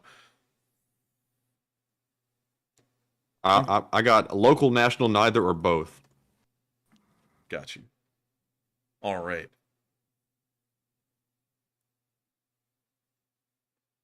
There. You know what would be funny is if we tried to do that and we ended up getting on the Tucker Carlson show. I don't know. Well, I don't know about that one. You'd be sitting there. So you're telling me that you're supporting a corrupt regime stealing money from the American people? It's something like that, and then you do the dog face at the end of it. Oh, not that dog face. Not the no, dog anything face. but the dog face. Anyone folds under the dog face. You just got to give up all your secrets at that point. But with that, we're on to the next one.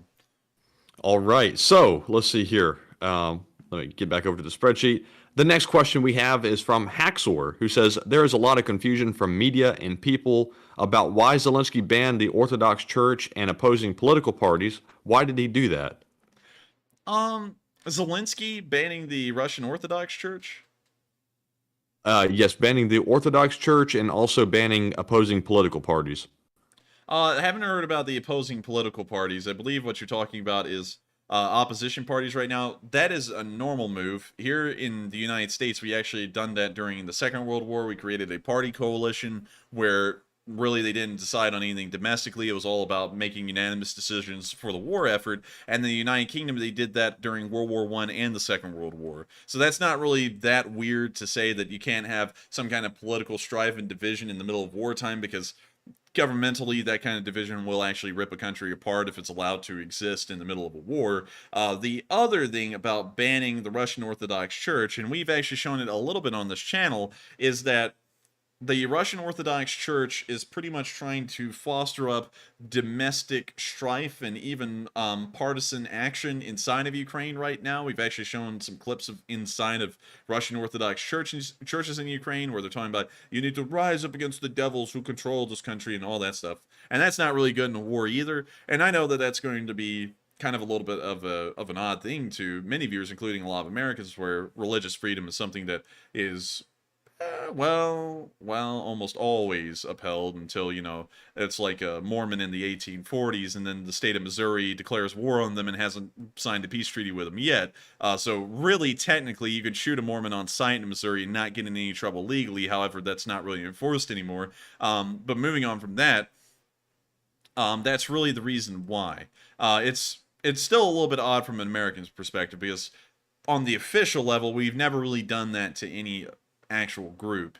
But in a place like Ukraine, or really anywhere else in the world, things like that are done, especially when they're trying to incite rifts and division inside of the country during the middle of a war, especially when that church is directly connected to the government of another nation like Russia. It is the Russian Orthodox Church. And so largely, it's almost like the state religion of Russia, and you're allowing it to exist in Ukraine. And so with that, I hope that does answer that question as best as we can. And with that, we're going to take one more question. And so with that, who is the lucky last person who got in the lucky last question of the night? And that viewer is going to be Tasman006. But before I read off that question, the poll results are in. It looks like 39% said both local and national, 26% said neither, 26% said national, and 10% said local. So hardly anybody thinks local is good. Looks like looks like a lot of people think national is good. Surprisingly, a pretty good number say neither. So honestly, I would have to say national if I had to go with one. Honestly, I would say both, because usually if you get into a local branch and the story is pretty good on the local level, usually the national branch will pick it up. Like, for example, if you go to a local branch that's run by, Fox, and, you go to the local level, nothing wrong with the local Fox channels. Here in Alabama, they're pretty decent, actually. They don't really pick political sides because it's a local level. They're not trying to bring in national level ratings, so they usually cover the news well. But one thing you got to be scared of is if you go to a Fox News channel and they try and bring you on at the national level, because my fear with that is that we would almost be put on a spit roast, because how modern news works is that these quote-unquote news reporters, especially on a channel that I guess you could say will largely oppose your ideals would pretty much just use you as the effigy to burn at the stake for that moment on the show. So if we got on the Tucker Carlson show, we would be roasted alive on there. We wouldn't really be allowed to explain anything about what we do or and answer any real questions, you know. Or if we got on the Sean Hannity show, you know, if you ever watch Sean Hannity will literally just answer the questions that he asks you himself, and you don't even really get a chance to speak. So, you know, you got two dead ends right there if you get those hosts. And if you go to other networks like CNN, you know, like CNN is a little pessimistic. Well, really, they are pessimistic. They're always talking about the doom and gloom of the war, not really trying to talk about it in a positive light. So if you somehow get on the national level there, once again, you're kind of in a catch. So I don't know. I mean, like, I would like to go to the national news, but for the most part, if you're talking about CNN or Fox, and of course there's alternatives like MSNBC, CBS, and other organizations, you could go to those. But if you're talking about the two big ones, well, CNN isn't really even a big one. It's like the fourth largest, and Fox is the number one biggest one. It's, you know, you're kind of like playing minefield with who you might end up on and who shows there. So with that, I hope that addresses that poll fairly well. Maybe one day we can actually promote this out there and actually see about drawing in people from a national audience, maybe news-watching people who would like to watch our version of the news. But then again, that's also a competing thing right there. And the reason why we may not end up on the news is because, in a way, YouTube news is directly competing with cable news, like those channels. Like, we were actually competing with people who are watching CNN and Fox. They may turn off CNN and Fox and never watch them again if they find our news presentation to be that worthwhile. And I have heard some of y'all say that. And so they may not have us on their show because they view us as a potential competitor. Or they may put us on naively thinking we're not, and then we steal viewers. I don't know. You know, because really anyone these days can compete with major national news, which is quite interesting. But we'll see. And so with that, I hope that addresses that fairly well. And so let's get on to that final question of the night by Tasman006. And that question says, do you think being winter and in the trenches, both sides of the war are going to suffer, mostly Russian forces, from the dreaded corona? What say you? I don't think that Russian forces will actually... I don't really think many people are suffering from the disease. It seems more so to be much more mild at this point. So I don't really think it's going to be affecting them all a lot. But I think that if you're talking about the cocktail disease, it's not just that singular one. The cocktail diseases and viruses that they could get on the front lines. I think that there's a lot of them that can affect the Russians, considering that their sanitation levels are quite low and very bad. And you can get sick from anything around them. And so I think that it will affect them a lot. Disease will probably account for a decent amount of attrition. Even if it doesn't knock them out completely, it will debilitate them and force them to be moved off the line. And so with that, I hope that answers the question fairly well, Tasman006. Really good one, actually. And with that, it is the end of the night stream. I thank you all so much once again for watching. If you all did enjoy, please make sure to hit the like button, comment, and also subscribe. And I thank you all so much once again for watching. It's been an absolute pleasure. I've loved covering the news with you all. I hope you all have enjoyed it as well. We've had a whole bunch of fun moments tonight, good jokes, good laughs, and a great question segment as well. And so with that, I'll see you all tomorrow at 10 p.m. Eastern Time for the next 24 hours of the news of the war in Ukraine and the Sunday night fundraiser for UNHCR, where every dollar that y'all put in will actually be doubled. And so with that, I hope y'all have a great night, stay safe, take care, and good luck.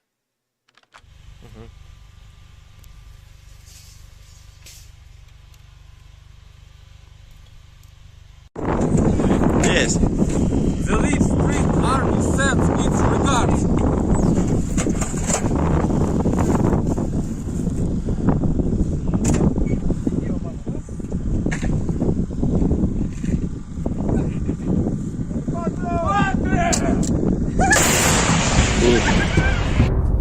Ще не вмерла України, ні слава, ні воля. Ще нам, браття українці, усміхнеться доля. Згинуть наші вороженьки, як роса на сонці.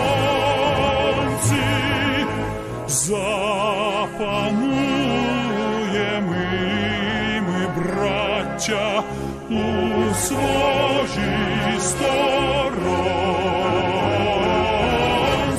Душу тіло ми положим за нашу свободу і покажем, що ми браття козацького роду. Душу і тіло ми положим за нашу свободу.